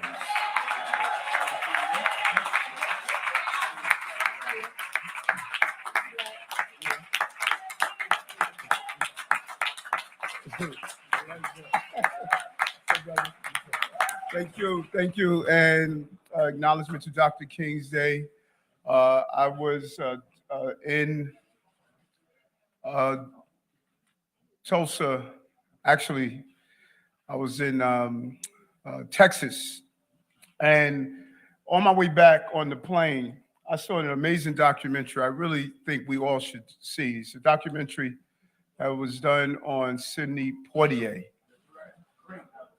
And the director was Oprah Winfrey.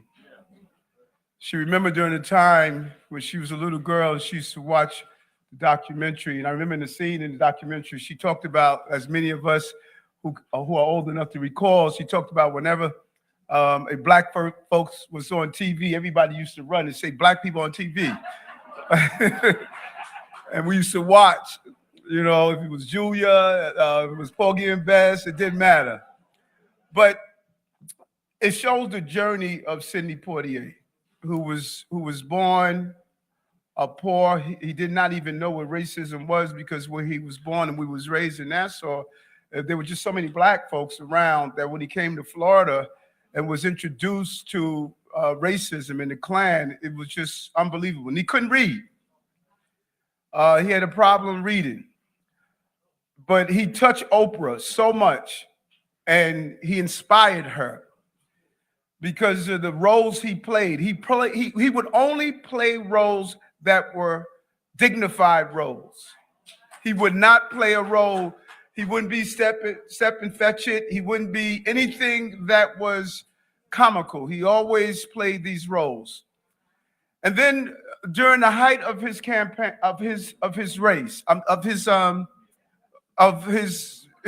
career, there was an article that was written in the New York Times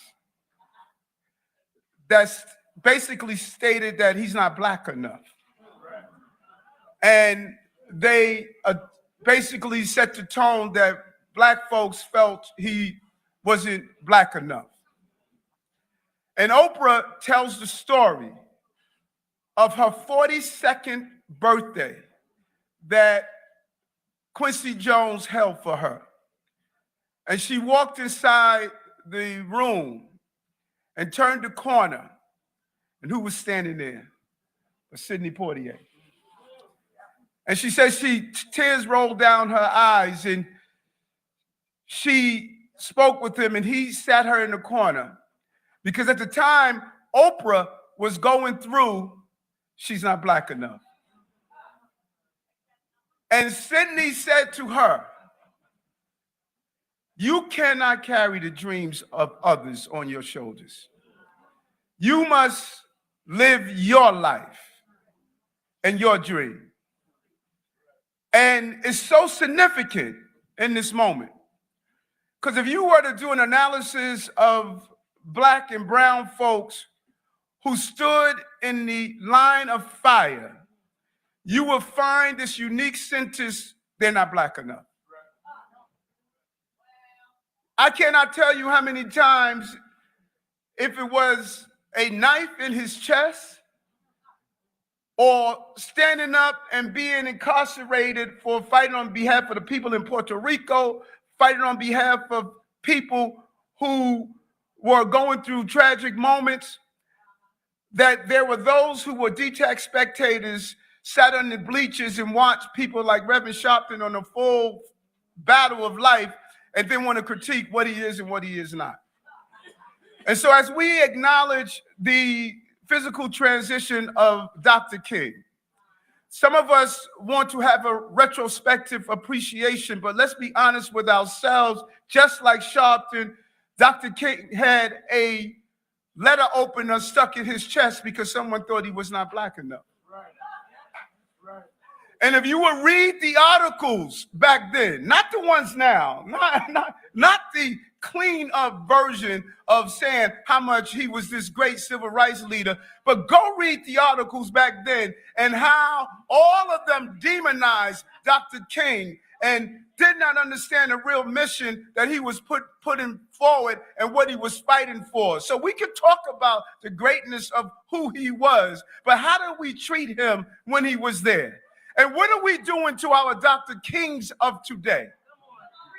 How we, I think about when I was running for office, all the years I put on fighting abuse and policing, when I became a candidate, I wasn't black enough. It is mind-boggling to me.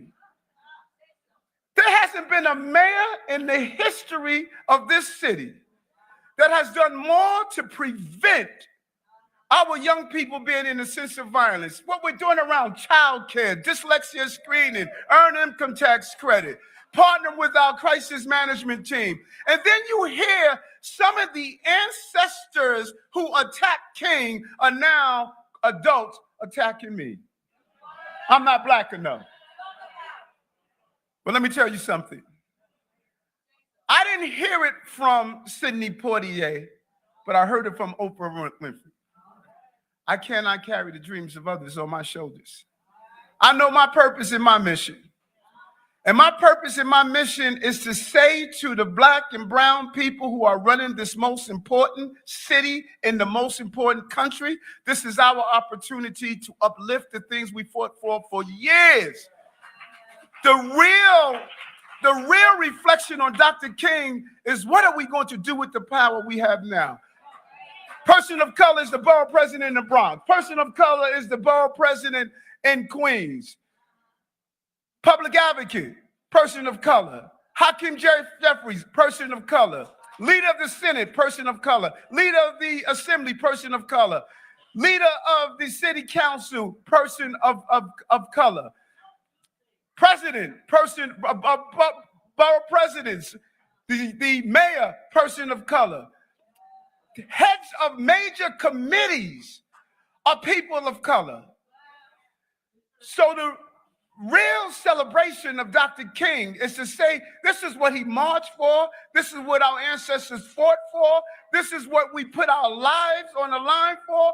This is the moment that they all asked for. So now the question is, what are we going to do with that moment? And how do we uplift the people in the process? And so, I don't walk around with a dashiki. I don't have enough hair on my head to have an afro. But when you do an analysis of my office and you start to see that my first deputy mayor, person of color, my chief of staff, person of color, my chief advisor, person of color. You go into my agencies and you see the first Korean that has ever been a commissioner.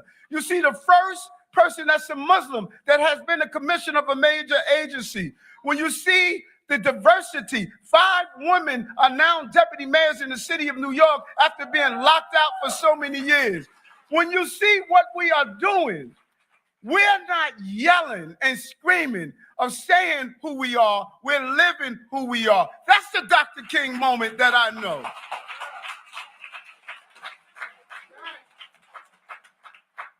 Let's not be distracted. This is such a significant moment for us all. And I'm going to focus and not be distracted on this moment. And I thank all of my DAs, DA in the Bronx, person of color, DA in Manhattan, person of color, DA in Brooklyn, person of color. I don't know what city they used to call it, but now they need to call New York. This is Chocolate City.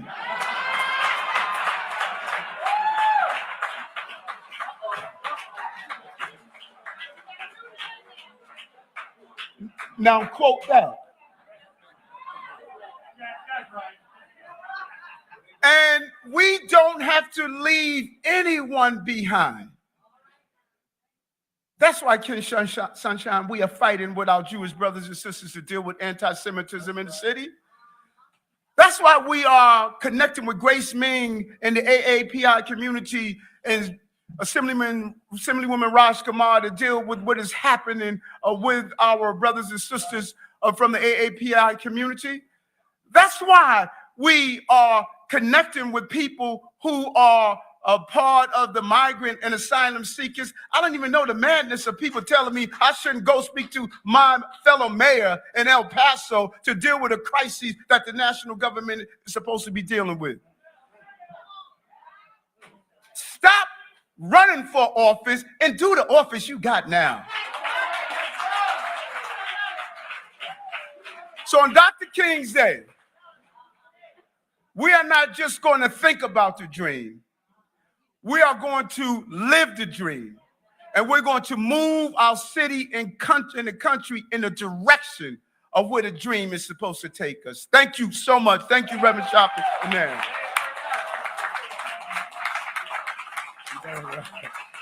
Eric Adams. And let me tell you this, Mr. Mayor, before you go. As you know, I started at 13 as youth director for Dr. King's organization, New York, the year he died. It was not popular to be in his organization in New York. The Black Power advocates would attack him. And the day after he got killed, they invited me to the Martin Luther King Memorial. And they started every year doing King Day when they denounced him when he was alive. Just like Eric Adams and I know some guys, Cordell, I knew a guy that was for the overthrow of the U.S. government. You could tell people to vote, I want to see the government overthrown. And 15 years later, he came in here and said he needed my help. I said, what's your problem? He said, they messing with my Social Security check. I said, I thought you wanted the government overthrown. A lot of folk talk black, but some of us got to do black. And you can attack Eric all you want. People talk about I'm loyal to Eric. I'm loyal to who's been loyal to us. It is true. It is true that we as an organization have access to the White House. The president was at our event this morning. I got a TV show. But don't ever forget, when you talk about people like Eric, I'm from Brownsville. I never ran and I never will. Thank you. Let me bring on the district attorney of the borough of Manhattan. Harlem, live right about 3-4 blocks from here. Alvin Bragg.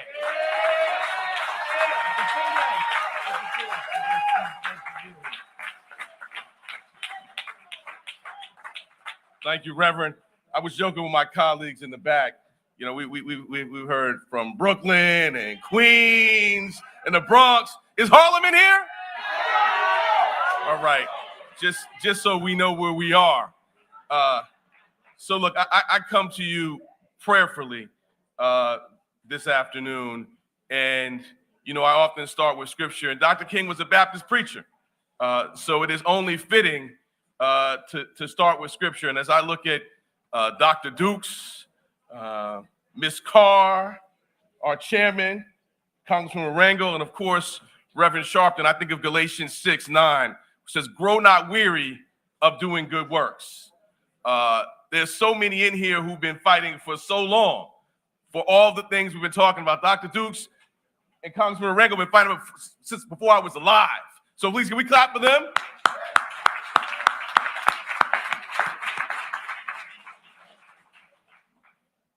I draw so much inspiration and strength from the work that they do and the rights they fought for. So what does that mean for your district attorney?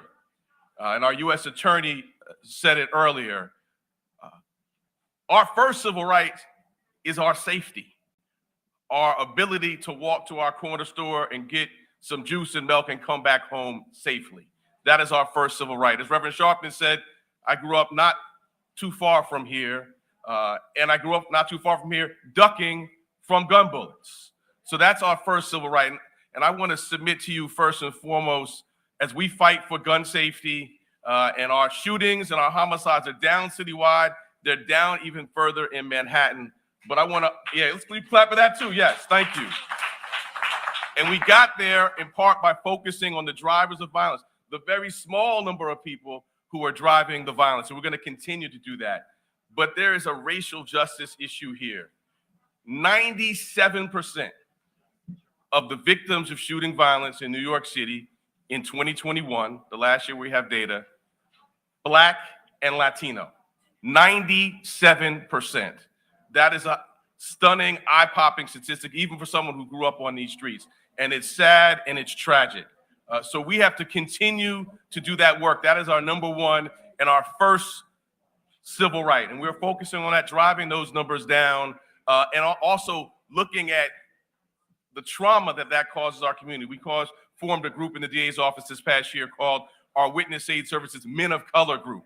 Counselors and clinicians talking to the Black and Latino men, predominantly men who've been victims of gun violence, working with them to help them through the trauma, and by extension, to help us through our communal trauma.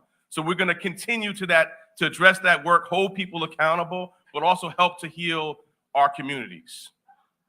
Beyond gun violence and the traditional issues that we talk about when we talk about public safety, I want to talk about the broader issues. And again, I'm called to think about scripture because it's Dr. King Day, and I'm a Sunday school teacher as well. So we go to the Gospel of Matthew, where it says, I asked, and I was hungry, and you fed me. I was thirsty, and you gave me something to drink. I was a stranger, and you invited me in. I was sick, and you took care of me. So what does that have to do, you may ask, with public safety? Everything. Everything. That is our social, yes, everything. That is our social service blanket. And at the district attorney's office, we're focusing not just on accountability and bringing cases, but we're on the front side of the ledger too. So just this past year in 2022, we started a housing protection unit. We are pursuing landlords who are harassing tenants out of their homes. We've got a case against 6 developers who took your hard-earned tax dollars and were supposed to develop affordable housing, but instead are charging high rates, breaking the law, we allege. We're expanding our worker protection unit, right? We know it's hard out here. And if you work an honest day's work, you should not be paid a criminally low wage. So we're expanding our worker protection. And I had the benefit of standing with many of my colleagues. We know it's been tough coming out of the pandemic with our collective mental health. We announced a $9 million initiative to invest in our communities, invest in prevention to shore up the holes in our mental health. And I'll end with this one, which has special resonance in this hall. I know we have my senator here, Cordell Clear, and she's been fighting for exonerations since I was, not before I was born, but since I was a young boy.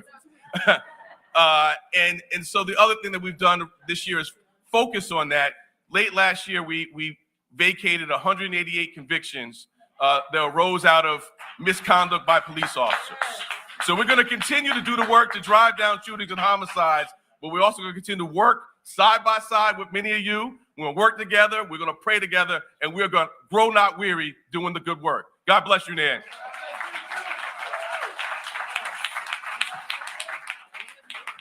All right, no stranger to the House of Justice is none other than the New York City Public Advocate, the great brother from Brooklyn, Jumaane Williams.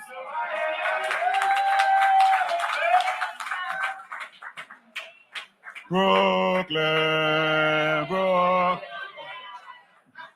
Peace and blessing, love and light, everybody. How you doing?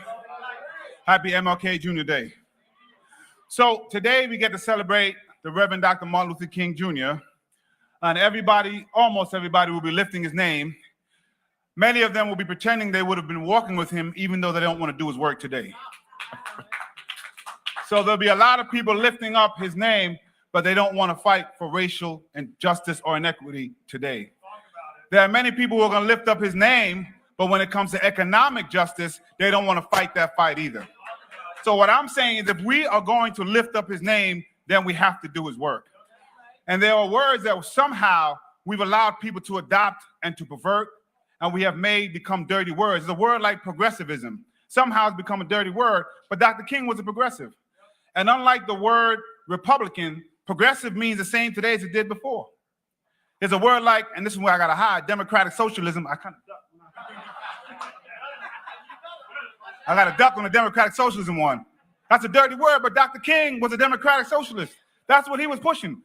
When did these things become dirty words? These were the things that we were fighting for equity and justice. So if we are going to lift the man up, let's lift up his work, because we are still fighting for so many of the things today that we were fighting for many, many years ago. This city is probably as segregated as it was 40, 50 years ago right now. Do you know that Dr. King, when he died, was one of the most hated men in America? His negativity polls were low even in the Black community. We have to be clear about that. Let's do this in context because we have a lot of work to do. So I'm very happy that we get to celebrate a man and his greatness, but I want to make sure we celebrate his work and that greatness too, because there's a lot of work that's left to be done. And as is mentioned, there's so much melanated power right now. I'm not sure if Dr. King could have imagined or dreamed that melanated power. But I do know what he understood is that the answers to the issues of politics wasn't simply swapping out white folks for melanated folks that was going to do the same thing. I also know that he knew that the answers to the problems of American capitalism were not simply having Black capitalists. Oh, I'm sorry. Sometimes I lose folks. I don't want to lose anybody. The answers are to put people in those places that are going to be as radical and revolutionary as him, so we can bring everybody along, not just a few that are lucky to be in the front. So the question is, what did Dr. King do today, and what am I doing? So when it comes to issues of people dying in gun violence, which they are, is that a symptom or is that the issue? Do we have to fight to stop that symptom from occurring as occurred, dealing with housing, mental health, dealing with lack of school, all that stuff is no excuse. But if we address those issues like Dr. King wanted to do, that gun violence would melt away. What would Dr. King say today to the asylum seekers that are coming to our city? Would he use it as an opportunity to divide us? Would he make it up so that it's either long-term New Yorkers or new and aspiring New Yorkers? Or would he say it's all New Yorkers? Because he knew we had to fight against anti-Black racism. And I want to be clear when I say anti-Black racism, because that's in its own bucket, and we have to address that. And it's still alive today. But he would say that we can't let anybody suffer injustice. We can't let anybody suffer oppression. We have what we need. When you hear me saying, people saying we have to make sure our wealthy pay their fair share, Dr. King said that. I stand here because of the dreams that he has. But do you know that he said he wondered if he segregated into a burning house? He wondered if his dream turned into a nightmare. So we can't sit and allow people to sanitize the memory of Dr. King. And we try to say, oh, it was the peaceful one, and then we had our brother Malcolm X. They killed both of them. Because it wasn't how they were saying what they were saying, it's because they were saying it at all. So Dr. King just want a piece, I want to share something really quick. If peace means a willingness to be exploited economically, dominated politically, humiliated and segregated, I don't want peace. If peace means being complacently adjusted to a deadening status quo, I don't want peace. If peace means keeping my mouth shut in the midst of injustice and evil, I don't want it. Peace is not simply the absence of conflict, but the existence of justice for all people. That ain't me, that was Dr. King. You know the man you celebrating, the man you lifting up, celebrate all of him. Because we are in a space right now where we have tremendous wealth, tremendous access to power. What are we doing with it? And by the way, melanated people don't get two chances. We only get one shot. We got to get it right. We got to bring everybody along with us. Everybody. America has never lived up to its full potential. America has never lived up to what it said it was on paper. But I'm very proud to be part of the America that has tried to make it do so. That man, Dr. King, risked his life. To all of us who have titles, we can risk at least that. We can at least risk our titles. We can risk our stature. And I'm talking about myself because I'm not holy and thou. I'm in this game. So I'm talking to myself as well. But there are people who are counting on us. Just because a few black folks have made it doesn't mean black folks have made it. Just because a few Latinx people have made it doesn't mean Latinx have made it. Let's ask ourselves, what would Dr. King do? What would Jesus, peace be unto his name, who Dr. King worshiped and followed, what would they do? And are we doing that? And I don't think we are right now. But we have an opportunity to do it. So when we go to next Dr. King Day, let's say what we did this past year that really lifts him up. It's easy to say his name. It's hard to do his work. Y'all still with me? I'm so proud to be in the House of Justice. And I need to make sure everybody understands. I don't care whoever tries to say it's not true. The Reverend Al Sharpton is a continuation of the civil rights work that Martin Luther King Jr. was doing. I'm so happy to be with my colleagues. I'm so happy to be with everybody. Y'all still with me? Since I lose, just because you're wealthy doesn't mean bad. But we know we got to talk about this stuff. I wouldn't mind being wealthy too. I got to tell you that. But we got to pay our fair share if that's what it is. People need to be housed. People need food, good food. People need an education. Our folks need these things. How can we be dealing with the same things for 40, 50 years? We've been screaming jobs and justice.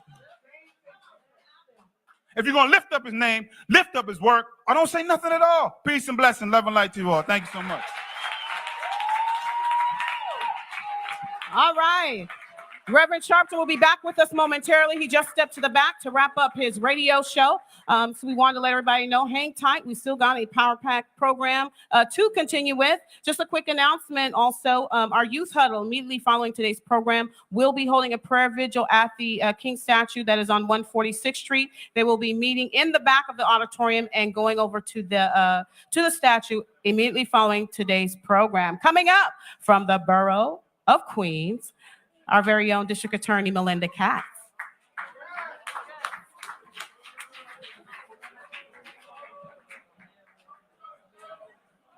Let's hear it from Ms. Katrina. She's got the hardest job in the house. Ms. Katrina, Mr. Derek, Madam Carr, Mama Duke, who I see so often in Queens County. I swear she's running for borough president. So I want to thank her. So, I was afraid I was going to have to speak after Mayor Adams. And I was going to say, I'll watch anything Sidney Poitier's in. I think that is an amazing story he tells. I want to thank Public Advocate Williams and just everybody that's here. I am the District Attorney of Queens County. There's Queens in the house. I just want to know. Not as much as the Bronx. Come on. So in Queens, I have two little kids. They are now 11 and 14. And God has blessed me at the age of 57 years old with an 11-year-old. I am going to be a grandmother when I am 125. But hopefully God blesses me long enough to see their wedding and their college days. And as many of you know, because I talk every year about, we talk at dinner about holidays and individuals that are in the news. And they're of the age now where we talked about Martin Luther King last night. And at the discussion was, as it always is, Mom, aren't you going into private practice at one point? We're tired of you leaving at 2 in the morning, 3 in the morning. And I brought up Dr. King.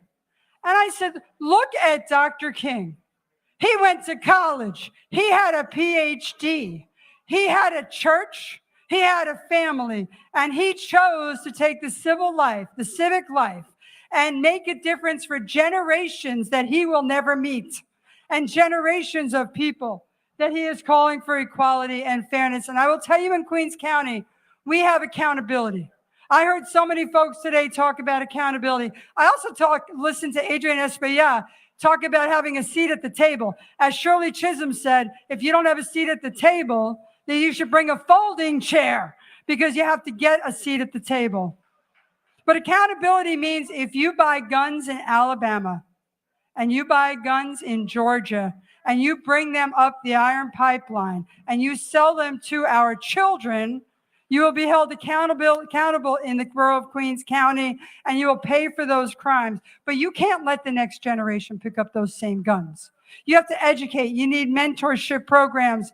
Martin Luther King was very clear in saying, darkness doesn't get rid of darkness, only light will do that. And that's why in Queens County, we have diversion programs for guns. We have courts like mental health courts. We have veterans courts for those that paid the price of mental illness for fighting for our country and who are suffering from PTSD right now. We have courts in Queens County that help to make sure they get the help they need, to make sure they don't end up back in the courtroom. And most importantly, we have youth funding to make sure that young people never see the inside of a courtroom to begin with, because that's the safest I can make my borough of Queens County. So I am proud to be here in the House of Justice. I want to thank Reverend Sharpton. I want to thank all the leadership. I want to thank everyone here for coming out year after year. On behalf of the people of Queens County, God bless you. Thank you.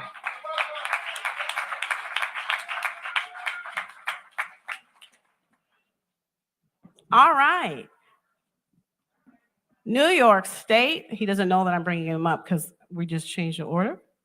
Comptroller, none other than our very own Tom DiNapoli. You can do better than that. He handles the money.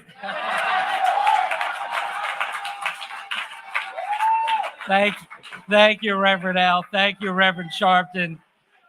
Good afternoon, everyone. It's a pleasure to be here once again at the House of Justice. I know many of us have had a number of events today. It's great to see the turn of the elected officials.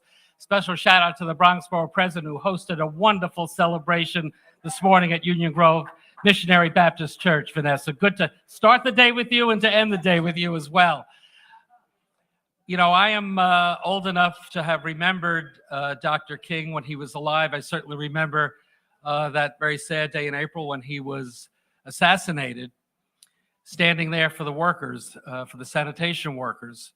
And I think it's so important that today we celebrate his life and we celebrate the enduring legacy of his vision for all of us.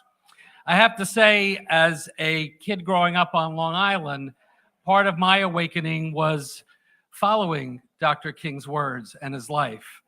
Part of my awakening is when a number of people a bit older than me took an interest in my being involved in the community.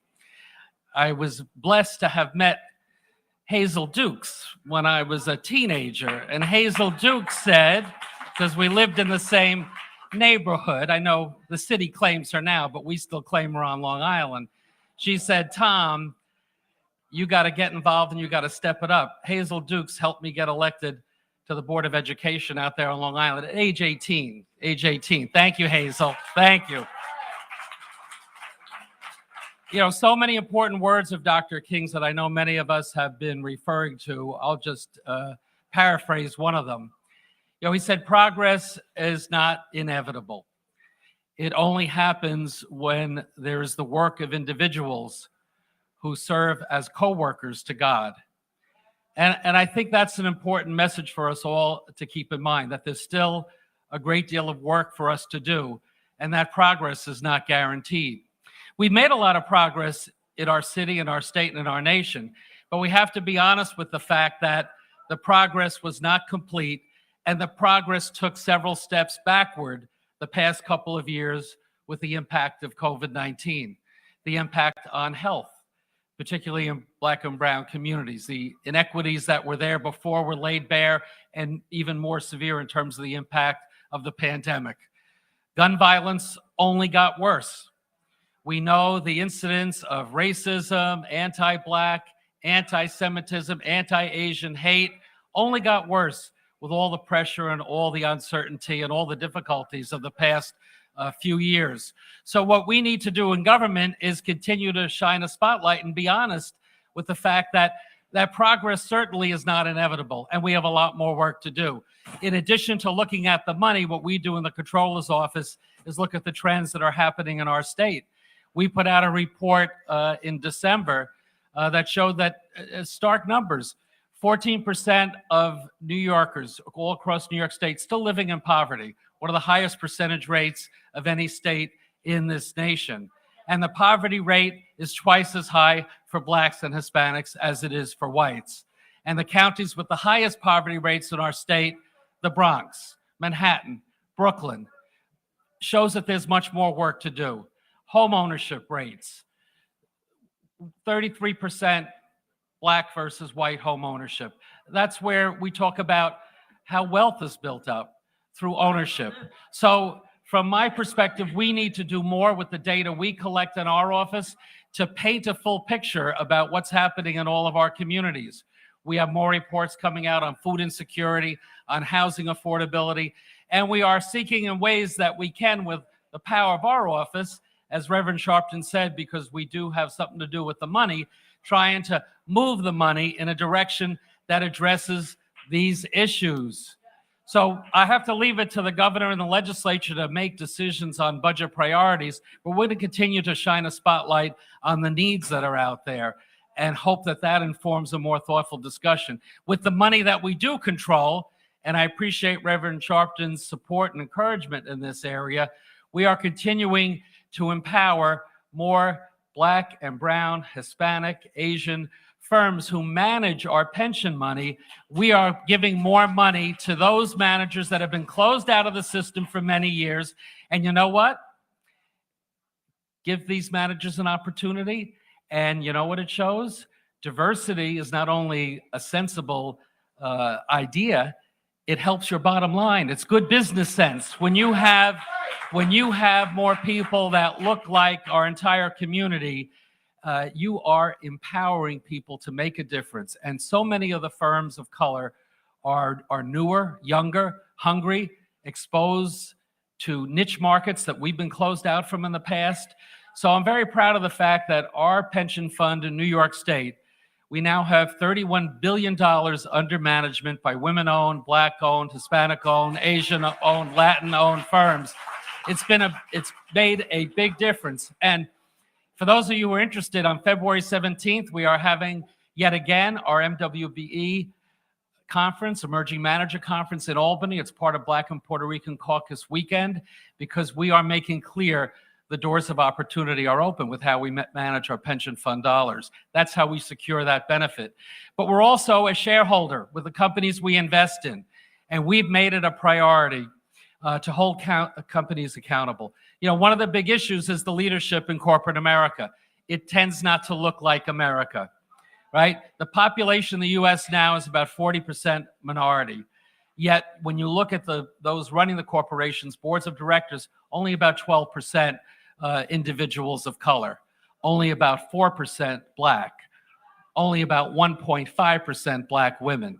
We have a lot of work to do in making sure the leadership of our companies and corporate America looks like America. So we have a new policy now.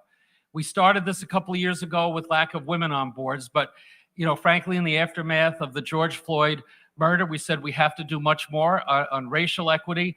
Now, when we see a slate of a board of directors of a corporation being presented to us as a shareholder, if there are no racial minorities on that slate of board of directors, we vote no. And we press the companies to make sure there are more black and brown people running these companies. And you know what else? We're concerned about how corporations are treating their employees. Amazon's become a big part of all of our lives, hasn't it? And yet they've had a very poor reputation out there with how their black and brown workers, particularly their warehouse workers, are being treated. So we introduced a shareholder resolution calling for Amazon to do an independent racial equity audit so they could look at themselves independently and see how they're treating their workforce. They resisted that shareholder proposal, and we lost it on the first vote, but we got 44% of the vote of other shareholders. And you know what? It brought Amazon to the table. And they agreed that we reached an agreement because we were going to file another racial equity audit shareholder resolution. And they said, okay, we'll do it.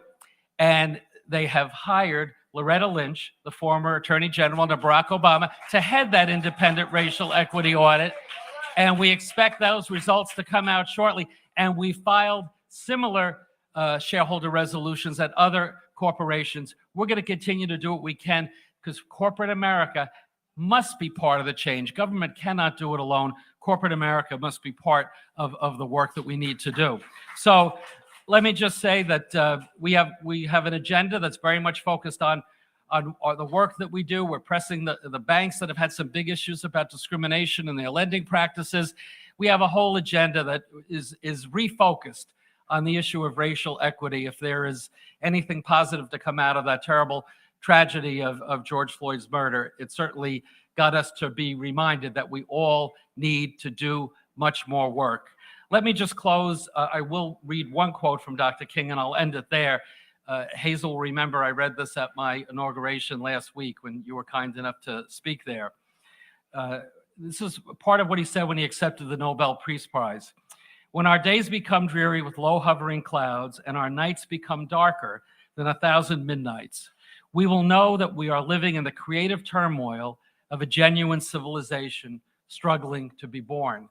I read that quote at my inauguration last week because it may sound like a pessimistic view, this notion that there's a darkness, there are clouds hovering, but I think it's Dr. King's notion that if there's a time of struggle, and even though it may seem like things are not always going in the direction that we'd like them to go in fact, this is part of the process. This is part of the struggle.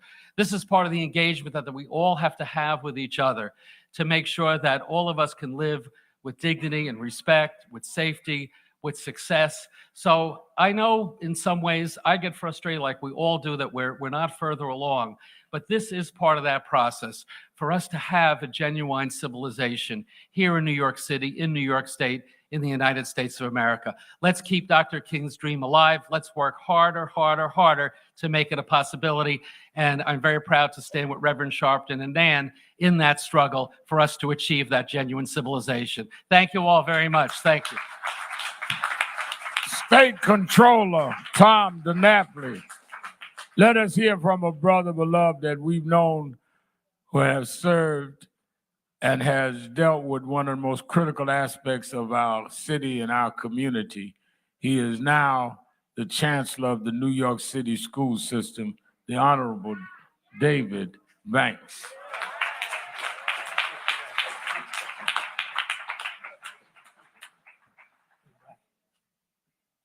Good afternoon, family. Certainly my pleasure to be here. By show of hands, how many children are in the audience?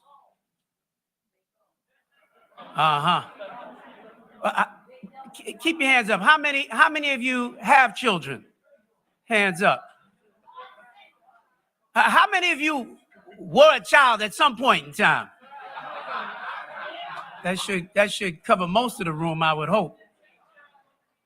You know, my father taught me that there are three kinds of people in the world.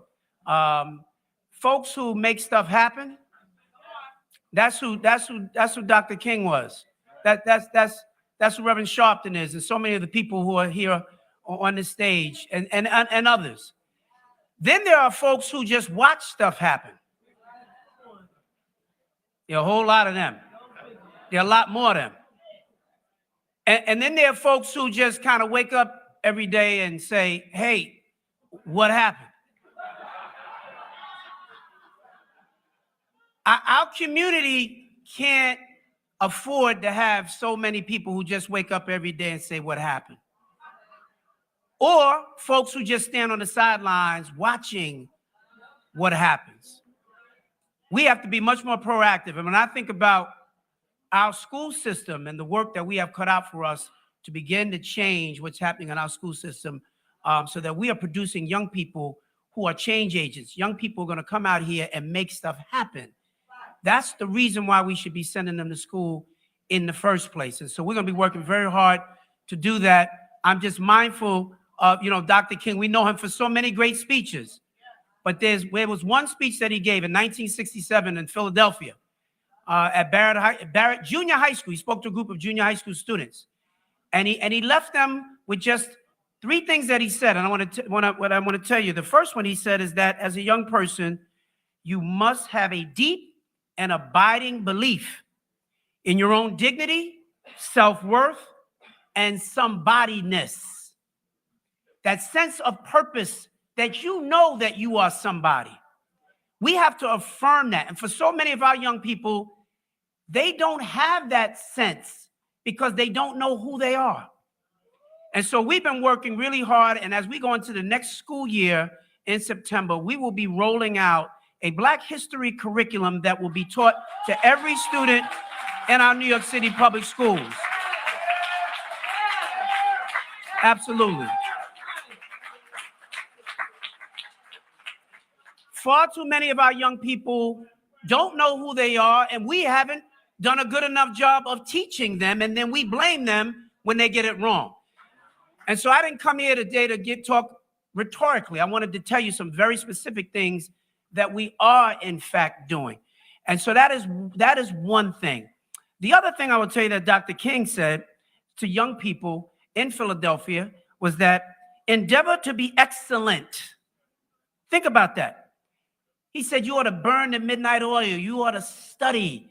You ought to be striving to be the best. Remember when we were raised like that? When we were told we had to be twice as good? And so many of our young people today are moving as though mediocrity is their destiny. And that's not the way that we should be moving. That's not the way that this administration is moving. 25 years ago, the New York City public schools changed the way in which young people were even taught how to read. And they got it terribly wrong. 65% of Black and brown children in our schools today in New York City are not reading on grade level. That is criminal. That is criminal. And so we're going back to teaching young people through phonics, the phonetic approach to the teaching of reading, a very basic approach, because we're going to make sure that by the time this administration is done, there won't be one young person that's not on grade level. By the time they're in the 3rd grade, they must be on grade level. Because if they're not, you're fighting an uphill battle on everything else that you're trying to achieve. You cannot have excellence if young people don't know how to read. And so we're going to ensure that we have that. And the final thing I want to tell you is that Dr. King said that we ought to be committed to the eternal principles of beauty, love, and justice. We have to give our young people a purpose for why they go to school in the first place. And that's one of the reasons why we committed to what we call career pathways. We're going to ensure that whether you go to college or you don't go to college, you're going to come out of school with the credentials that you need to go to college. And if you decide not to go to college, you're going to have the certifications, you're going to have the licensing, you're going to have all the things that you need that you can step right into the world of work. This 21st century economy is very different than when we went to school. And we have to spend our time and our taxpayer dollars ensuring that young people have all that they need so that when they get out of school, they can get off mommy and daddy's payroll. Say amen, somebody. So that's what we're focused on. That's what we're going to be driving. We do it in the spirit of Dr. King. I do it in the spirit, and I will tell you, of Reverend Sharpton, who is a living, breathing a page of American history for so many of us and so many of our young people. And so I'm so happy to be here. Dr. King said, if you can't fly, then run. If you can't run, then walk. If you can't walk, then crawl. But whatever you do, keep on moving. Keep on moving, people. Love you. God bless you.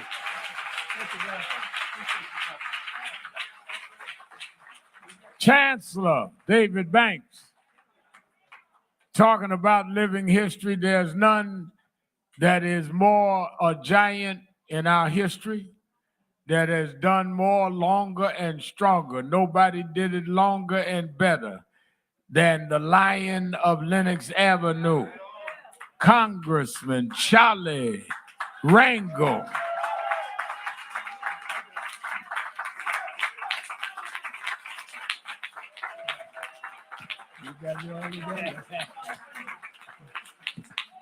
Wow. This year I'll be 93 years old. And believe me, I can't think of a better place to get this old battery recharged than being here today. I see old Ken Sunshine here with Mother Dukes, who beats me every place I want to go. She's there. I want to thank Londell Davis and Assemblyman Betty Dickens for getting me over here. Takes a little longer than before. But when I was a kid, I went to school on Lenox Avenue. At that time, not 35th, and Lenox was PS 89. And my mother, she had gone there before me. And it seems like whenever somebody mistreated you, there was a saying that they had then, and sometimes you hear it now, when someone is angry with you, you say, so what you gonna do about it? What you gonna do about it?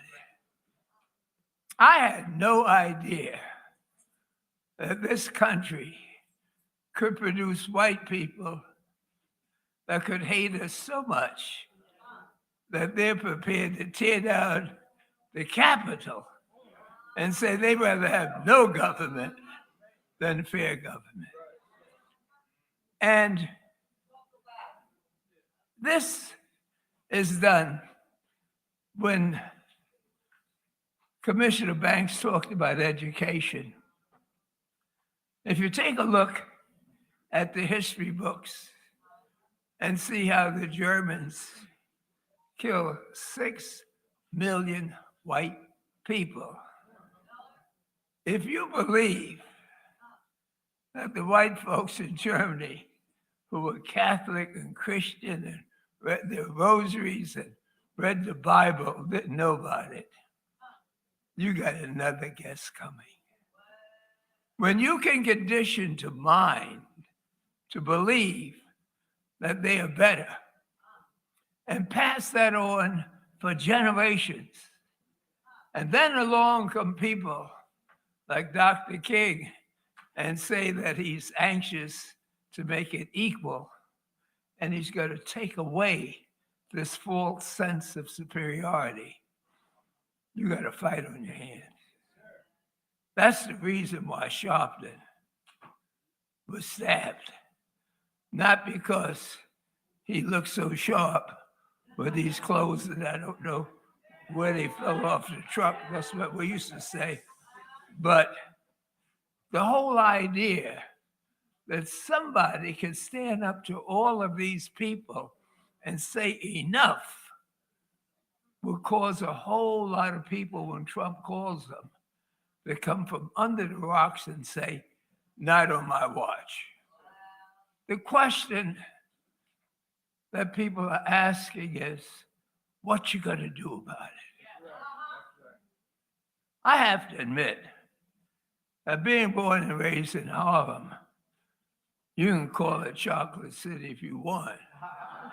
But white folks were no threat to us because they always collect their rent and smiling. So I never thought for 1 minute that there was hatred out there.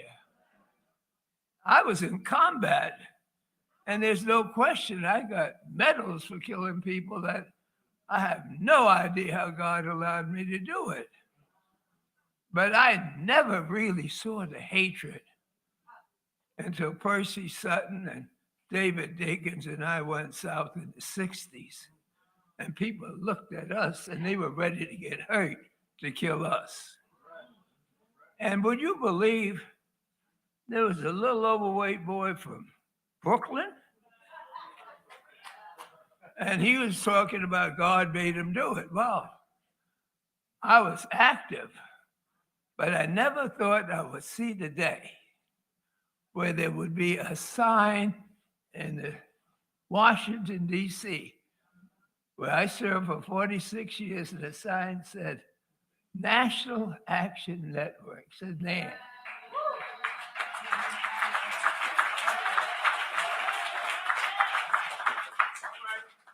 And who was speaking? The President of these United States of America. That kid from Brooklyn was able to become what Reverend King said, what you gonna do about it? He started at an early age saying that he was ready to march, go to jail, and do what had to be done to let them know that we were not willing to tolerate the injustices that would happen. And Reverend Sharpton has had the power of success for so long that wherever you go in these United States, if there's a hopeless, jobless Black person that has been abused and feels that there's nothing that they can do about it, when someone says, so what you gonna do about it? White cops in the South have been so used to abusing and taking Black folks' life that they never, ever thought that a white jury would ever do anything about it. But today, all they have to do is say, I know somebody who knows Reverend Sharpton, and the whole atmosphere changes. And so we can't all be a Lloyd Dickens, as the Summerman's father was. We all can't be Percy Sutton, Basil Patterson, Dave Dixon, and certainly not Dr. King. But there is something that each one of us has. Just a little bit of Hazel Dukes. Just a little bit when they ask you, so what you gonna do about it? That we've had enough examples today to last us our lifetime to know that one, just by coming here, God has exposed you and taken the veil off your eyes to let you know that you can do something. And when you have the whole world giving you respect and acknowledging that you may be able to do something about it, believe me, how easy it is for them to adjust their entire personalities. So thank you for giving me, a guy born and raised on the streets of Harlem. When I said I was going to go to law school, I don't know any of the boys that would laugh and say, sure you will. But I tell you that when I marched for Dr. King from Selma to Montgomery, they asked me to come down there to take a picture, not to march. I had bad feet before I went in the Army. I got bad feet today. And so when they said the crowd was moving, I was moving too, toward a taxi or something, because I had a round trip ticket. But I did not know in Selma they had no sidewalks. And before I knew it, I was in the bushes, no TV, no lights, marching. And I cussed every step of the 54 miles. What the hell was I doing in Selma, Alabama? It was only after that I truly understood when they said, what you gonna do about it? That I could say, I can do this much as all of us can. Thank you for giving me a chance to doing mine. And Reverend Sharpton, Reverend, I don't know how I treated you when you were a kid, you know. I don't know what lies people talked about when they said I didn't give you the respect that some kid from Brooklyn deserved. But to be honest with you, I didn't know nothing about no Brooklyn. You know?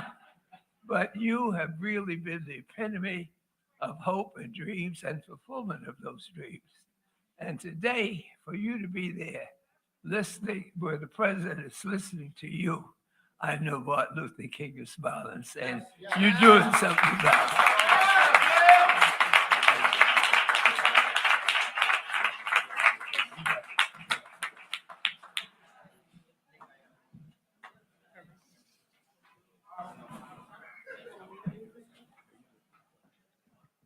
All right. She's a senator hailing from the 30th district, which covers parts of Harlem, includes portions of East Harlem, the Upper West Side, Morningside Heights, Hamilton Heights, and beyond. Let's give a round of applause for our very own, none other than the Honorable Cordell Clare.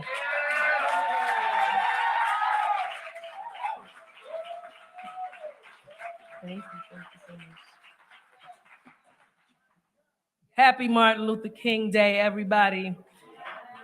So much has been said already. I'm new in the New York State Senate, but I'm not new to the struggle. I'm not new to the fight for justice, and this is the house of justice that we're standing in today. You know, something that we always say, no justice, no peace. We heard Reverend Sharpton say that when he came in, and I looked at some of the works of Dr. King, and he knew it then. He said, true peace is not merely the absence of tension. It is the presence of justice. So if there is no justice, there can be no peace. So I've known, you know, Dr. King's work in school. We had to rehearse his speeches. We had plays about him. And, you know, he was always a legend. He was like a family member in our home, in our house. He was someone to be revered and respected. And, of course, my mother was a minister, so, you know, it was all about Dr. King and his ministry. But we didn't have him. I was too young to know him at that time. But who we have had in our lifetime are people who have carried his legacy on. And I've been fortunate enough, growing up in this community, to know Dr. Al Sharpton. And he's been our person that we have looked at. He has been consistent over the years. He is constantly out there in the front line. It doesn't matter whether you agree with him or not. He has been there in this struggle. So today, as I remember Dr. King, I would not leave this place without honoring Reverend Al Sharpton.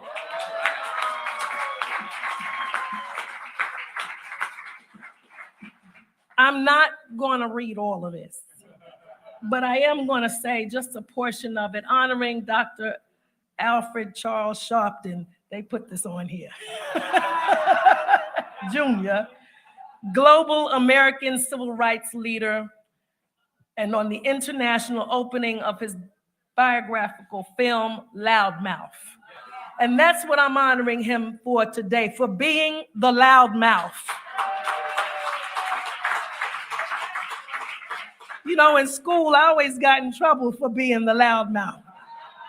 But here today, I want to honor our Al Sharpton for being a loudmouth.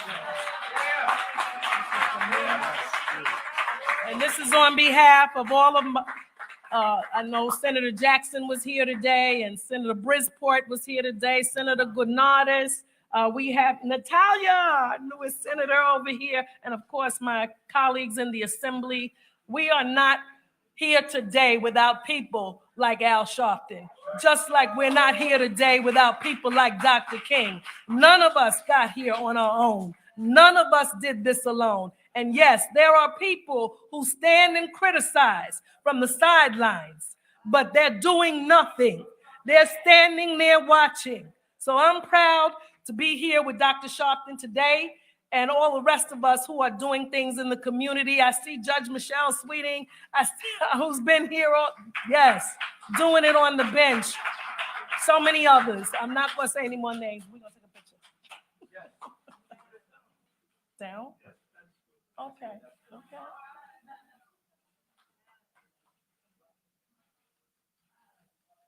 All right. Thank you. Thank you.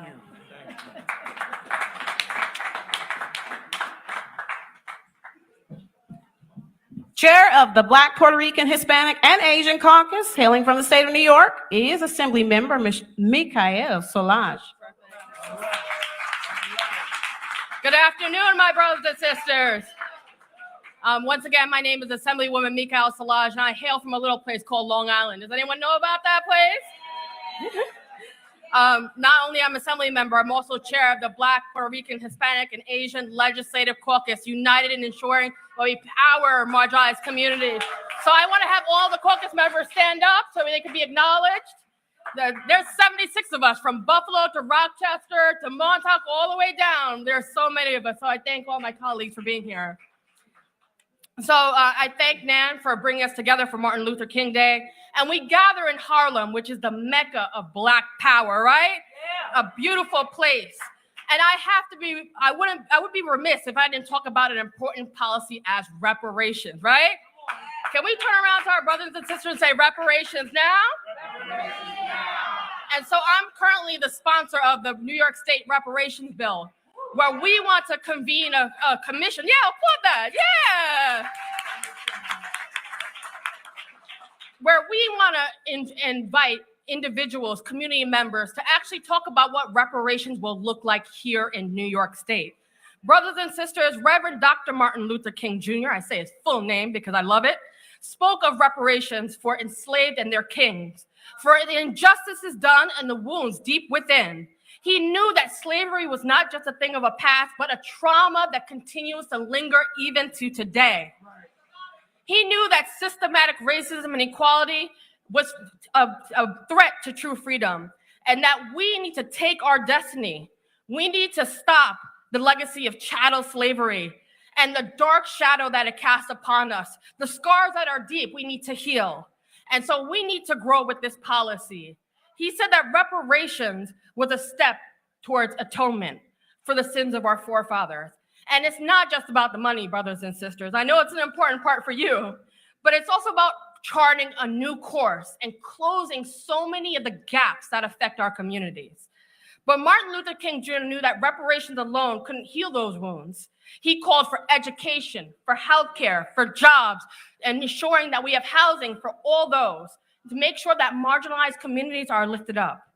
He understood that reparations was a larger effort to address the root causes of poverty, the inequality that happens in our communities, and ensuring that the future generation, our children that David Banks talked about, have access to opportunities that are fair and dignifying. We know that's not just about slavery. It's about segregation, redlining, and other forms of discrimination. It's about places like Long Island, where Black and brown communities are packed and stacked, where the legacy of racism that we see exists in the bridges that prevented Black and brown communities from accessing the beaches, right? Yeah. But we need to use tools to keep Black communities together. Martin Luther King thought about freedom, and he knew that it was just about him. It was about us coming together. So what do? We know that we need to get together united as one. While Black Americans are still seen as second-class citizens, we need to know that this legislation that I have before me that I'm sponsoring is not about myself or about a certain stack. It's about us. We need to push policy that will move us forward. And so let's break down the walls of segregation today, and let's uproot the system of oppression and exploitation. Let us walk towards a future where we are all equal, where the legacy of slavery is no longer a sequel, where reparations is not just a dream, but a reality, right? Where we bring healing and reconciliation. So for those acknowledging the past, yes, let's acknowledge it, but let's build a future. Let's build a future on what Dr. Martin Luther King believed in, that we are all equal together. So I thank you, everyone. Please continue following the Black, Hispanic, Puerto Rican, Asian Caucus. Just last year, we actually came out with our policy initiatives on Dr. Martin Luther King Day, and I'm telling you, we were successful. So I'm telling you, watch out for the caucus. We are organized and ready to get things done. Thank you.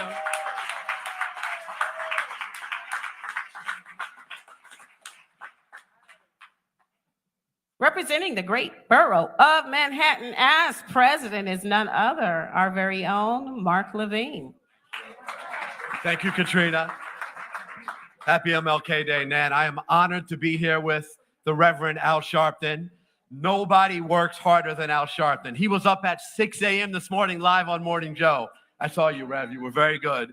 He hosted the president a couple hours later. He's here leading this gathering. I so appreciate you and your leadership and your voice for justice. I'm honored to be here with the Lion of Lenox Avenue. Congressmember, you still got it. Pulling no punches at 93. And I'm thrilled to be here with the great Dr. Dukes, who has taught me so much about racial justice, about healthcare advocacy, and much, much more. Now, Reverend, I want you to know that I applauded very enthusiastically as I've been here, hearing Queens shouted out several times. I applauded when the Bronx was shouted out. I applauded when Brooklyn was shouted out, I counted 8 times. I even applauded when Chair Shalon shouted out Long Island. The only 2 people applauding were me and Tom DiNapoli. But I do want to remind you that you are, and Dr. Dukes, I do want to remind you that you are currently sitting in the borough of Manhattan. Am I right, Gail Brewer? Yes, I am right. The island at the center of the world. It's hard to be here now on this date, in this place, in this house with these icons and not feel the weight of history. And I am honored to currently hold an office which has an extraordinary history of borough presidents. No fewer than 5 African-American borough presidents have served in Manhattan, every one of which was a major figure in New York City history, in civil rights history, starting with a man whose name we need to say more, Hewlin Jack, who was the first African-American borough president in 1956. I think that might have been before your time, Rev, but Dr. Dukes, do you remember Borough President Jack? I think you do. He was actually from St. Lucia. He made history as a West Indian politician as well. What St. Lucia showed up today. That's great. In the 60s, we had an incredible borough president in Constance Baker Motley. She was a multiple trendsetter.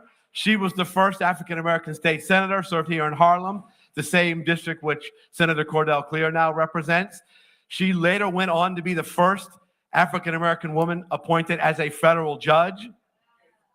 She was later succeeded by none other than Percy Sutton, the longest serving borough president in Manhattan's history, whose granddaughter, Keisha Sutton James, is Deputy Manhattan Borough President today. She's here now. Please stand up.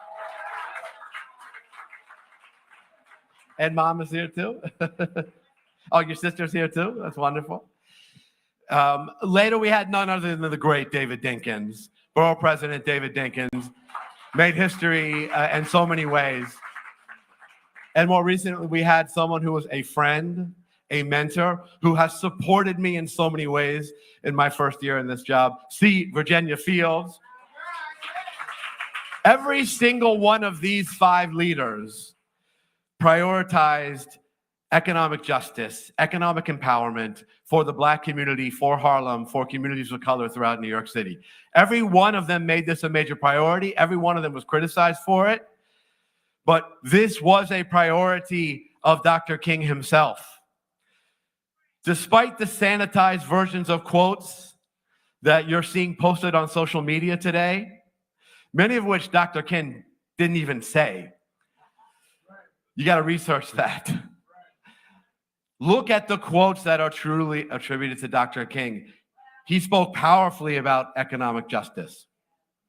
One thing that he did say when he was delivering his Nobel Peace Address in 1964, he said that poverty is nothing new. What is new is that today we have the resources to address poverty. That was true in 1964.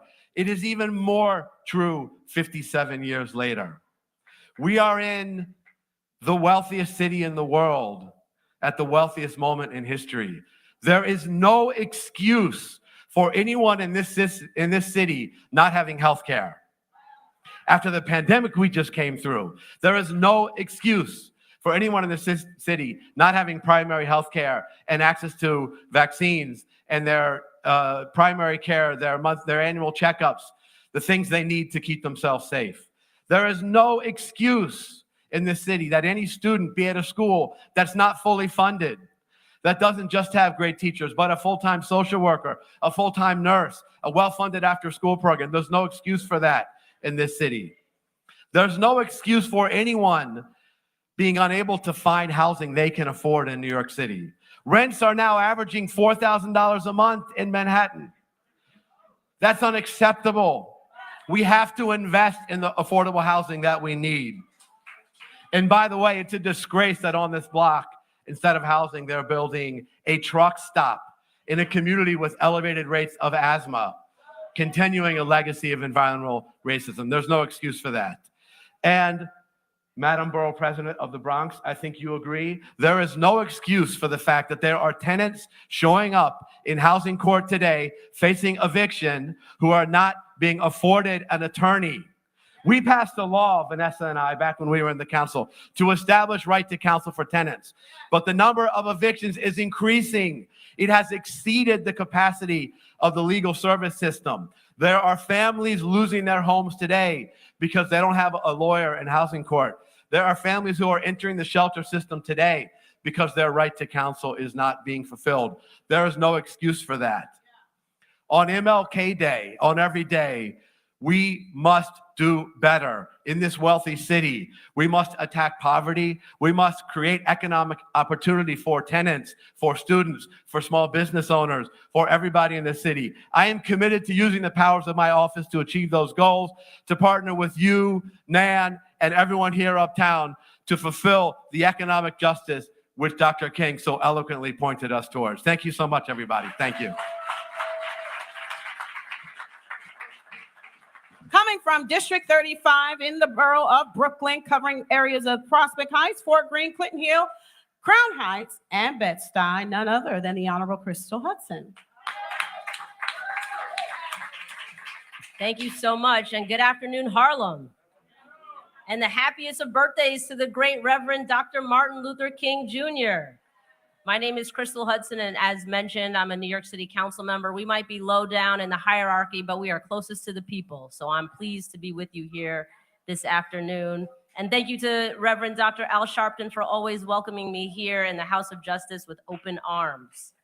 Dr. King's legacy is one marked by sustained struggle. Of course, it's also a legacy of great social progress and radical achievement. But Dr. King comes to mind most when we're in need of inspiration. When in our fight for liberation, we're dealt setbacks and face defeats. When our confidence and resolve cracks and the path toward equity and justice seems stacked with insurmountable obstacles. That's when Dr. King usually comes to mind. He professed that the future we deserve is within reach, but it is earned and never given. And that's what we search for in remembering and celebrating his life and legacy. In 1956, Dr. King gave a sermon at the Cathedral of St. John the Divine in Morningside Heights to commemorate the second anniversary of the Supreme Court's decision in Brown versus Board of Education. In it, he spoke, "Change does not roll in on the wheels of inevitability, but comes through continuous struggle." 67 years later, it wasn't enfranchising millions of Americans and outlying de jure segregation, but rather the Supreme Court's decision in Dobbs versus Jackson Women's Health Organization that did the opposite, stripping millions of Americans of their previously constitutionally guaranteed right to abortion access. Instead of setting us down a path toward a stronger, more inclusive nation, Dobbs jeopardized the precedent set by countless landmark rulings clouding our path forward, setting us back. But change does not roll in on the wheels of inevitability, but comes through continuous struggle. And in no place is the need for continuous struggle more clear than in the fight for reproductive justice, where the struggle for racial equality, gender equity, and economic liberation converge to underscore the plight of Black women, Black LGBTQIA+ folks, and poor and working class people across the country in particular. Why might I take a moment to focus on abortion access in the context of today's celebration and in the context for our fight for democracy and voting rights? Because a mere 6 months ago, we saw the system rigged to go against the will of 80% of Americans and overturn access to abortion in the Dobbs case. Today, 18 states have some version of an abortion ban in place. 1/3 of people of reproductive age seeking an abortion cannot get access in their state and are forced to travel for the care they need. This is where our alleged democratic institutions leave us. Dobbs comes at a moment when Black mothers face a maternal mortality rate 3 times higher than that of their white counterparts nationally, and in this city, a rate 12 times higher. When our for-profit medical system, mired in a long history of racism, leaves the poor and working class with an impossible choice, medicine or food, life or debt. Dobbs comes at a moment when the rights of LGBTQIA+ people are threatened daily and our livelihoods endangered by the state legislatures bent on perpetuating cycles of discrimination and trauma rather than offering solutions to improve the material conditions of LGBTQIA+ communities across the country. Dobbs comes at a moment when wealth and income disparities have reached such a point that social mobility has become virtually impossible. At a moment when abortion access has become a privilege afforded to some, but not all. At a moment when they banned abortion, but they're fine to open child welfare cases against us. They banned abortion, but they're okay if our kids go hungry.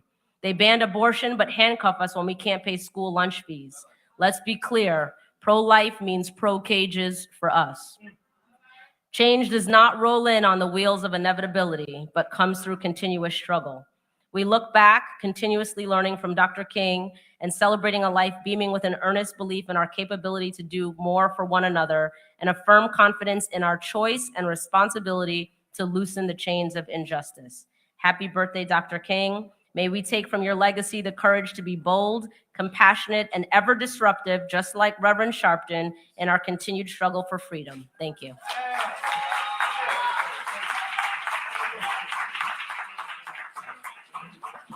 The first woman and African American to serve in her current capacity, hailing from the Boogie Down. Let's give a round of applause from our very own, the Borough President of the Bronx, Vanessa Gibson. Thank you, guys. Thank you, Katrina. Good afternoon, House of Justice. To God be all the glory. I am so grateful to be here, and all of my colleagues in government. I say thank you to everyone who is here. Thank you and God bless you. Happy Dr. King Monday. We have to realize this is a day on and not a day off. I want to honor the shepherd of this house, giving honor and really all of the accolades and the love to Reverend Al Sharpton for all the great things that Reverend Al has done. He is living out Dr. King's dream every single day. As a steward of God's people, laboring in the vineyard, helping the marginalized and the underserved, and making a difference in the lives of all people. We honor you, Reverend Al. We honor you, Mother, Dr. Hazel Dukes. God bless you. We honor you and salute you for all the great work you've done. To Congressman Charlie Rangel and so many others that have paved the way so that this African-American Caribbean woman could make history as the first ever African-American female elected Bronx Borough President. You need to understand that this is about God's plan, not my plan. I wake up every single day on purpose with a purpose because I realize that it is our time. It is our moment. It is our season. It is our purpose to make a difference. We have to honor the late, great Reverend Dr. Martin Luther King Jr., the greatest civil rights leader, teacher, and preacher. His life, his legacy, his labor, his leadership shall not be in vain. But what are we going to do with the power and the influence that we have today, my brothers and my sisters? The dream yet to be fulfilled. Every day we wake up on purpose, with a purpose, and we have to realize that we have to live out that dream, that pathway to racial equality and social justice in America, in this state, in this city. As the Bronx Borough President, I am not new to this work, but I'm true to this work. We have been through some things. In our borough, we are unfortunately the last in everything good and first in everything bad. But we are slowly turning around those numbers. We are creating access and opportunity and economic development and economic justice and pathways to college and careers for our young people, creating spaces where we can find and create the good paying jobs, right? On his last day, Dr. King was standing with sanitation workers. In 2023, we still stand with sanitation workers. And guess what? How many of us were out there last week, 3 days, with our essential nurses, our first responders and nurses who were on strike for 3 days, fighting for the fairest and best contract and safe staffing so that our emergency rooms are not overwhelmed, and reducing the patient to nurse ratio and filling the hundreds of vacancies of nurses. That's what it means to live out Dr. King's dream. So don't lose sight, family. Don't get distracted. Keep your eyes on the prize. As long as there is discrimination and hatred and racism in our communities, we have work to do. But guess what? Although we've been through a lot, what I've learned about my great borough of the Bronx is we turn our pain into purpose. We turn our storm into strength. Tough times don't last, but tough people do. And I know that God will always give his toughest battles to his strongest soldiers. We need to be soldiers in this movement. We need to be agents of change. We shouldn't allow our communities to be in destruction and do nothing about it. Be upstanders and not bystanders. If you see a brother, a sister out there that needs help, take them by the hand. Do something to make a difference. And my people, you understand, you don't need a title in front of your name to make a difference. Help somebody. Create footprints for the next generation of leaders so that our young people know that you can't be what you can't see. They need to look at all of us in all these spaces and see themselves and know that your block doesn't block your blessing and your zip code doesn't deny your destiny. That's what Dr. King's dream is all about. And so as we celebrate this day on and not this day off, what is most important is what we do tomorrow and the next day and the next week and the next month. What do we do to carry out and fulfill that dream with passion, with purpose, with commitment, with consistency, with dedication, with honesty, integrity, and labor of love and investment and partnerships? We need to be very intentional about the work that we are doing, because the status quo is out there. Systemic racism is out there. The pathway to success needs to be achieved by all of God's people, not just some. Mass incarceration, the school to prison pipeline, all of these things that hold us back. But guess what? I want all of you to understand, every setback that we go through is a preparation for a comeback. I need you, Nan, House of Justice, to be ready for the comeback.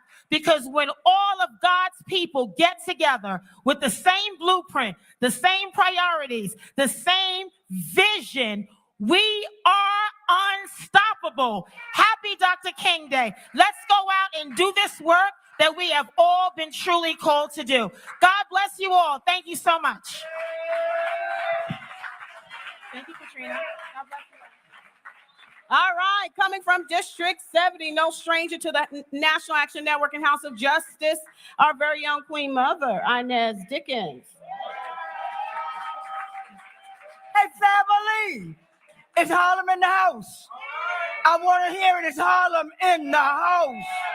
Well, that's what I'm talking about.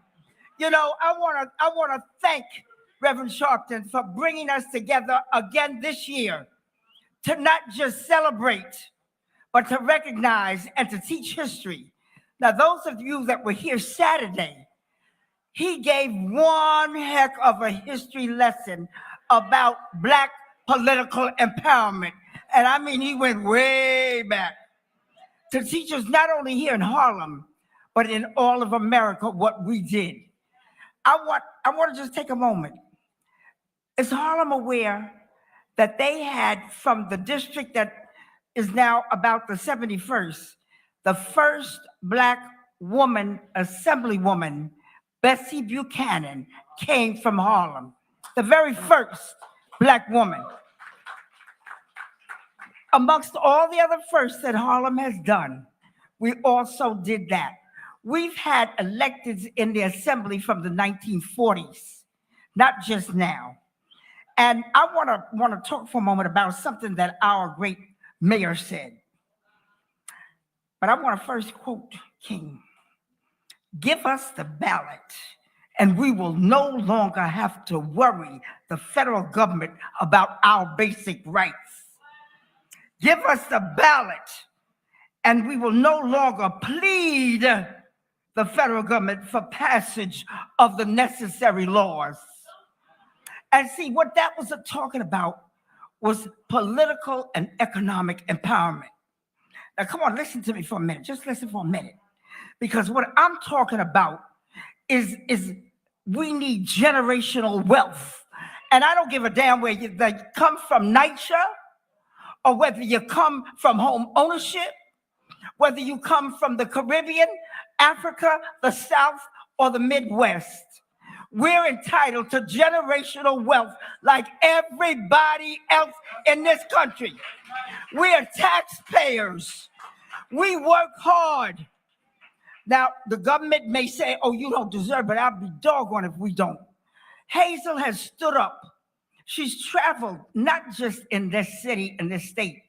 She's gone throughout this whole nation and possibly the world, talking about political and economic empowerment.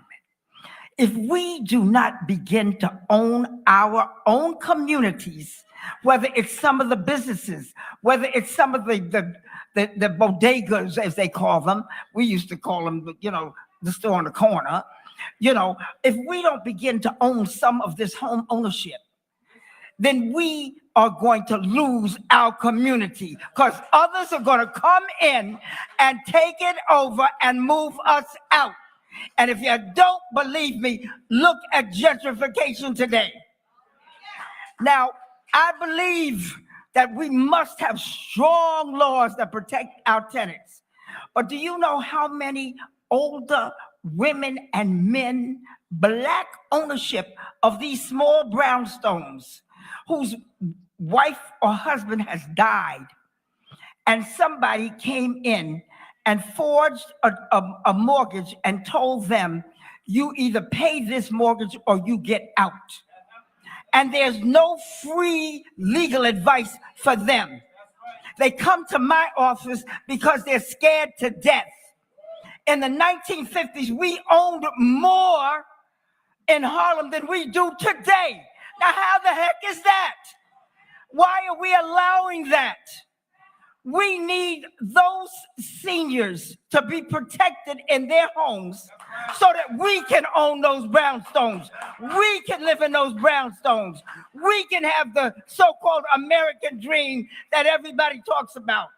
And one way to get it is through having, as the mayor said, Chocolate City.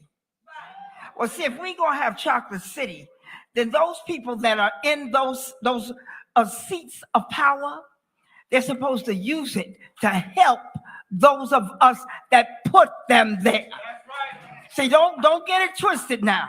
See, we helped to put them there because we put the right mayor in and he put the right people, hopefully, in office. So when they got those positions, they're supposed to be looking out for our needs. Now, does that mean he answers or she answers every single call? No, it doesn't. I'm talking about generally, for the most of us. If the issues are addressed, like if we save our brownstones, then those seniors will sell them to us. We will inherit it. They will give it to their children, their grandchildren, that all look like us.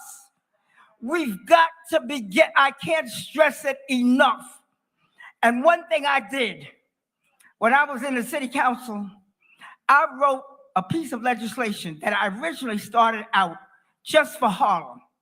And that was for affordable home ownership, so that there would be a subsidy, not to just rent, but a subsidy to own. And you know what? All the other council members asked me to make it a city-wide bill. And I did. I did, because I wanted to ensure that my Harlem, my beloved community, the Harlems throughout New York City, the Harlems that are in Brooklyn, the Harlems in Queens, the Harlems in the Bronx, and if they got a Harlem in Staten Island, I'll include that too. But that we have the opportunity to own our community so we will not be pushed out. We must fight to stay here. But you cannot fight to stay here if you don't have somebody that owns it that looks like you. They will move us out, they will take over politically, and they will send us out to Long Island. Sorry, Hazel, I don't want to go out there, though. I really don't. This is the most convenient place in New York City. Harlem. Harlem is a gem, or they wouldn't want it. Harlem is a diamond that was in the raw and is now being carved and shaped, and the glory is coming through. We've got to protect it. It is our responsibility to hold on to that diamond, because that's our diamond. We died for this diamond. We were strung up for this diamond. And like Reverend Sharpton said, it didn't stop.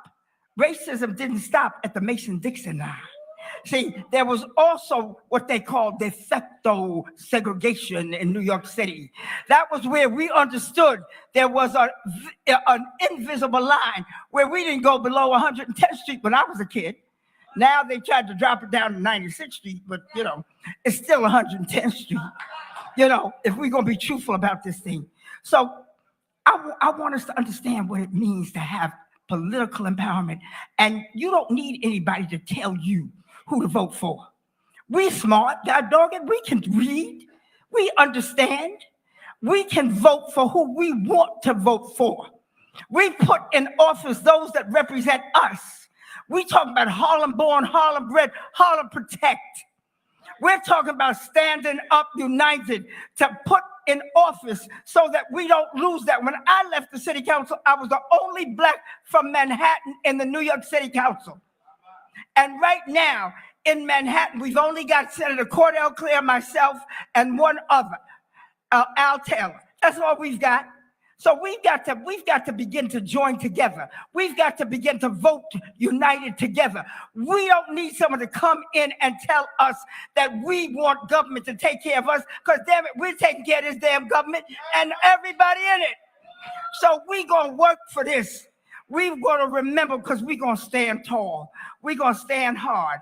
I apologize to Reverend Sharpton. This is his house, and I've stood up here and said some words that maybe I shouldn't have said. But, I got Harlem swagger. What can I tell you? Sometimes I'm wrong in how I say things, but my heart is not wrong. My heart stands. I love this place so much. And they talk about being fearful. I'm not scared in Harlem. I'm scared when I go to the white man's territory, though. I'm going to tell you that. I'm scared. Now, I want my colleagues Grace, stand up. I want my colleagues in come on, the assembly members that's here. I want you to come up here and stand with me. I want them to see those that work with me. We all have the same vision. And we're going to work together to see that it happens. Where's my colleagues in state government? We're standing up here. Many have left, but we're here now before you, making a commitment to my village, where I was born, raised, and bred, where I will die here, born here, and I will die here. But I own something, because I'll be doggone if I'm gonna let them move me out. They're gonna have to set fire to me and move and kill me to move me out. But I want everyone to feel the same way. I don't care whether we talking about NYCHA, because you pay the rent, you own that apartment. It's yours. It's yours. That building you in is yours. That street you live on, that's yours. The block that you walk on, that's yours. After all, that's what the gang say. That's my block. Well, no, it ain't your block, it's mine. Stand up, Harlem. Stand united. I love you. May 2023 be successful for us. May we stand up. May we vote. May we hold on. May we fight. God bless. God bless Reverend Sharpton. And we're following in what Dr. King said, because he was about economic empowerment and political empowerment. God bless.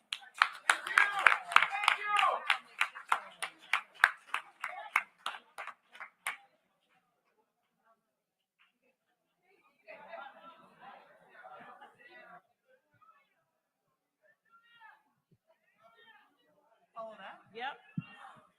All right, representing the 73rd district in the assembly, the state assembly here on the island of Manhattan, a fifth generation New Yorker. I bet he didn't know that I was going to say that. None other than Alex Boris.